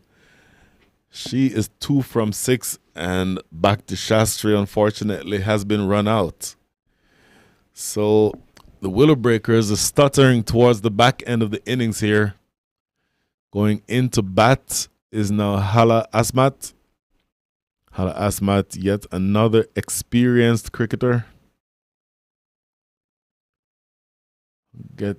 Mentioned earlier that she plays or played for the national team, Canadian national team. In fact, she still does play for the Canadian national team. And once again, the type of batter who's been in situations like this a number of times. So looking at just where we are with regard to the entire game, this is not going to be easy because a couple of wickets have been lost in the last couple of overs that I think have served to rock back or rest back the momentum from the Willow Breakers. NCCA women are now with 2 new batters at the crease. 24 more runs needed. And I'll tell you what, 14 balls to go, 24 runs to get. That's not an easy equation by any means. And here's Chetna Patel. Struck outside edge, and it goes with the extra spin away from that fielder, short third, running close to the boundary. Did it go all the way for 4? Yes, it did. What a fortuitous turn of events for the Willow Breakers. That ball off the outside edge, but spinning rapidly. And with that spin, once it pitched on the ground, it spun past the left hand of that fielder, short third, and it runs away for 4. Huge, huge turn of events there. That is a momentum shifter. And all of a sudden, just 1 ball remaining in the 18th over. Janae Basson is a non-striker. Hala Azmat on strike. Looking to stroke this one down the wicket. And what we have here, we have a run out at the non-striker's end. So Janae Basson backing up a little too far. In fact, not backing up, because the shot was played and was hit back down the wicket. And she was looking to get back on strike, or at least get to the other end. But unfortunately for her, the ball was hit directly right back at the bowler herself. So here, right back to the bowler. And all she had to do was pick up and disturb the stumps at the non-striker's end, and it found Janae Basson just a little short. So just a little short is in effect the same thing as half the length of the pitch short, because either way it's going to be a wicket. So a huge wicket in the context of this game. 7 runs came from that over, but 2 big wickets fell. And the equation gets that much more difficult, because now in the last 2 overs, you're going to need to score, if you are the Willow Breakers, 20 runs. It is not easy to score 20 in 2, and it's certainly not easy to do it with new batters. Hala Azmat has been there again, an experienced cricketer. Recently, the most valuable player in the tournament played between the U.S. and Canada. But she's going to be asked here to do something special to pull her team out of the muck. And this is at the striker's end. A new batter whose name we'll get as soon as we get it. But now bowling coming from the Pearland end. Short delivery, hit on the ground, down to long on. That is Nina Ruwala, long off rather. That's Nina Ruwala long off, who's able to pick up. So now, 19 needed from 11. The new batter is Mithila, and she's now off strike as Hala Azmat is back on strike. And this is forced to mid-wicket, looking for a quick single. And my goodness, yet another run out. You've got to be kidding me. Hit the ball directly to mid-wicket and took off running. And unfortunately for the Willow Breakers, things are coming apart at the seams. I don't think that there's any realistic way that that would have been a run. Looking at the replay, here we see it. Hit to mid-wicket, directly to mid-wicket, and a clean pickup. My goodness, she's halfway down. And all the time in the world to disturb the stumps at the non-striker's end. By no means was that a run. I have to say it. That was nowhere near being a run. Here we see again on the replay. Just forced to mid-wicket. And here we see Azmat. She started going, hesitated, and the easiest of run-outs, it's Uzma Iftikhar who is able to complete the pretty simple run-out. And yet another wicket goes down. 7 are down now. And that job gets that much harder because only 10 runs or 10 balls remaining, and they need another 19 runs. The new batter at the crease now, the former Indian player Kirutika. You heard from her at halftime, and she's going to be asked to really do something here to help her team at least drag it over the finish line. So dot ball, this ball hit the mid-wicket, and this time they don't run.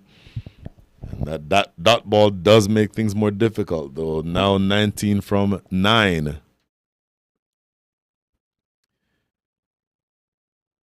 By the way, the bowling this time is Usma Iftikhar. She's into her last over. 3 balls remaining in her spell. And that's stroked to mid-off. Quick single taken. You have to take the singles when you get them. You have to score any way you can, but each single makes that required rate go up. So now 18 from 1.2, 18 from 8 balls.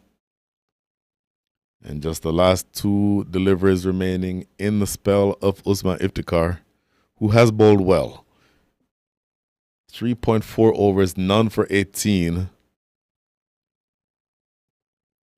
And if you are the Willow Breakers, you're looking to see where can you manufacture runs? Where can you get a boundary? A boundary would do very well to help lift the spirits of your team. All your teammates are on the sideline or at the boundary rope, but this ball is waved at and missed outside the off stump. A dot ball, which means that the required rate now jumps up to 15.43. They need 18 runs in the last 7 balls. It is absolutely not going to be easy from here. And yet another dot ball. What a brilliant spell and what a brilliant over. So in the 18th or the 19th over, 2 runs come from that over and 1 wicket is taken. So absolutely brilliant stuff from Usman Iftikhar.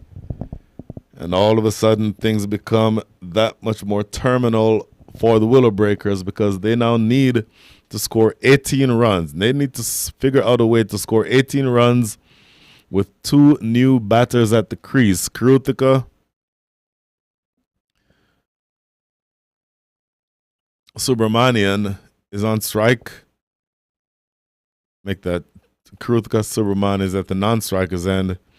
And on strike is Mithila Mudgalia.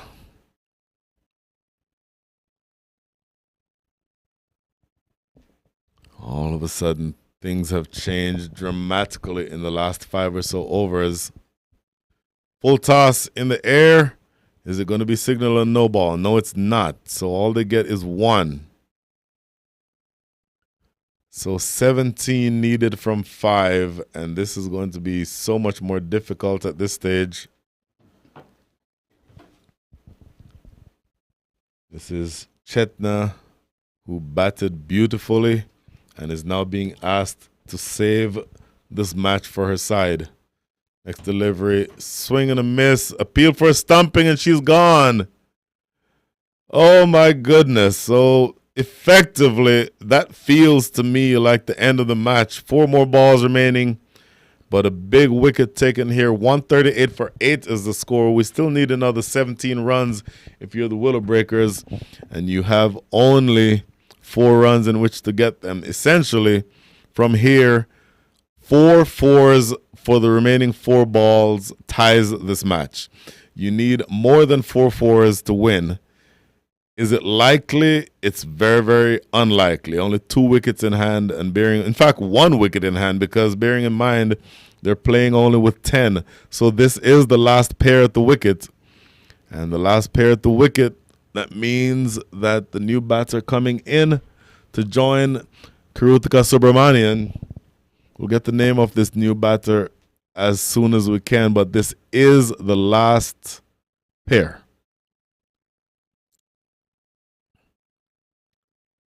Three balls. The third ball of the over is a dot ball, and as of this point, if you take extras out of the equation, it is all over but the shouting.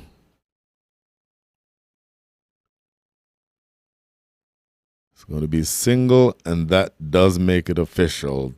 Without any extras from here, there's no way to score 16 runs in 2 balls. So just keep that front foot behind the popping crease and keep that ball from going either behind the batter or outside the wide line, outside off stump if you're the NCCA women, and you win this easily. Full toss. Signal to be a no ball, so the life is still there. The only way that they can win this is with extras, but they have just obliged, as Chetna has just bowled a full toss no ball that they get a single off of. And this next delivery will be a free hit. So still 2 legal deliveries to come, 15 runs in which to get. Looking to force it away. They'll get a single. That's all they'll get. And in fact, that's all that is possible. So 1 ball remaining. And yes, it's just a matter of knowing what the final score is here, because For me, the NCCA women have defended a relatively below par score. I thought that the total was going to be less than what they were looking to score, and I thought that this would have been overhauled easily. And that is the last ball that goes just past the attempted swipe by Karutika, and it ends up that is a very anticlimactic finish to this match. Prashant Reddy is celebrating, and everyone else who's supporting NCCA must be happy because that is the end of the match. Chasing 155 for victory, the Willow Breakers only able to get to 142 for 8. A quick look at the scorecard. The Willow Breakers led from the front by Bhakti Shastri, 52 from 54 with 4 fours, but her run out, I think, started the end of the beginning of the collapse. Divya Saxena, 4 runs, 4 beautiful runs, struck all along the ground for 4. That was her only scoring shot. She was out shortly thereafter. And then Melanie Henry, 31 from 28 with 3 fours and the only 6 of the innings. Avni Patel, 12 from 17 with 1 4. Delkash, 3 from 4. Janae Basson, 2 from 6. Hala Asmat, 4 from 3. Mithila Mudgalia, 1 from 4. And Krutika Subramanian, 3 from 5. And Parveen Beg, 2 from 3. So they collapsed towards the end. The last 7 wickets falling in pretty short order. And they they end up coming short at the end of the innings in their attempt to overhaul the score of 154. For the bowlers, Barshita Jambula, excellent bowling. For me, the pick of the bowlers, 4 overs and 3 for 33. Ably supported by Chetna Prasad, who is really, for me, in the pole position for the player of the match. She, with the bat, scored 61 from 58 with 8 fours, and then with the ball, came back and took 2 wickets and conceded 31 runs. So for me, that is a player of the match type performance. The other bowlers were Usma Iftikhar, 4 overs, none for 18. Yashaditi, 3 overs, none for 18. Anjana Morella, 2 overs, none for 15. And Smishka Sivakumar, 1 over, and she conceded 11 runs. And Tanushree Dumpala at the end, 1 over for 4 runs. And Nina Rawala, 1 over, 10 runs. So that is the end of the match. The NCCA women win by 12 runs. And so we'll be taking a short break. In fact, we may have an interview coming up very shortly. So don't go anywhere. We'll join you back here as soon as we can.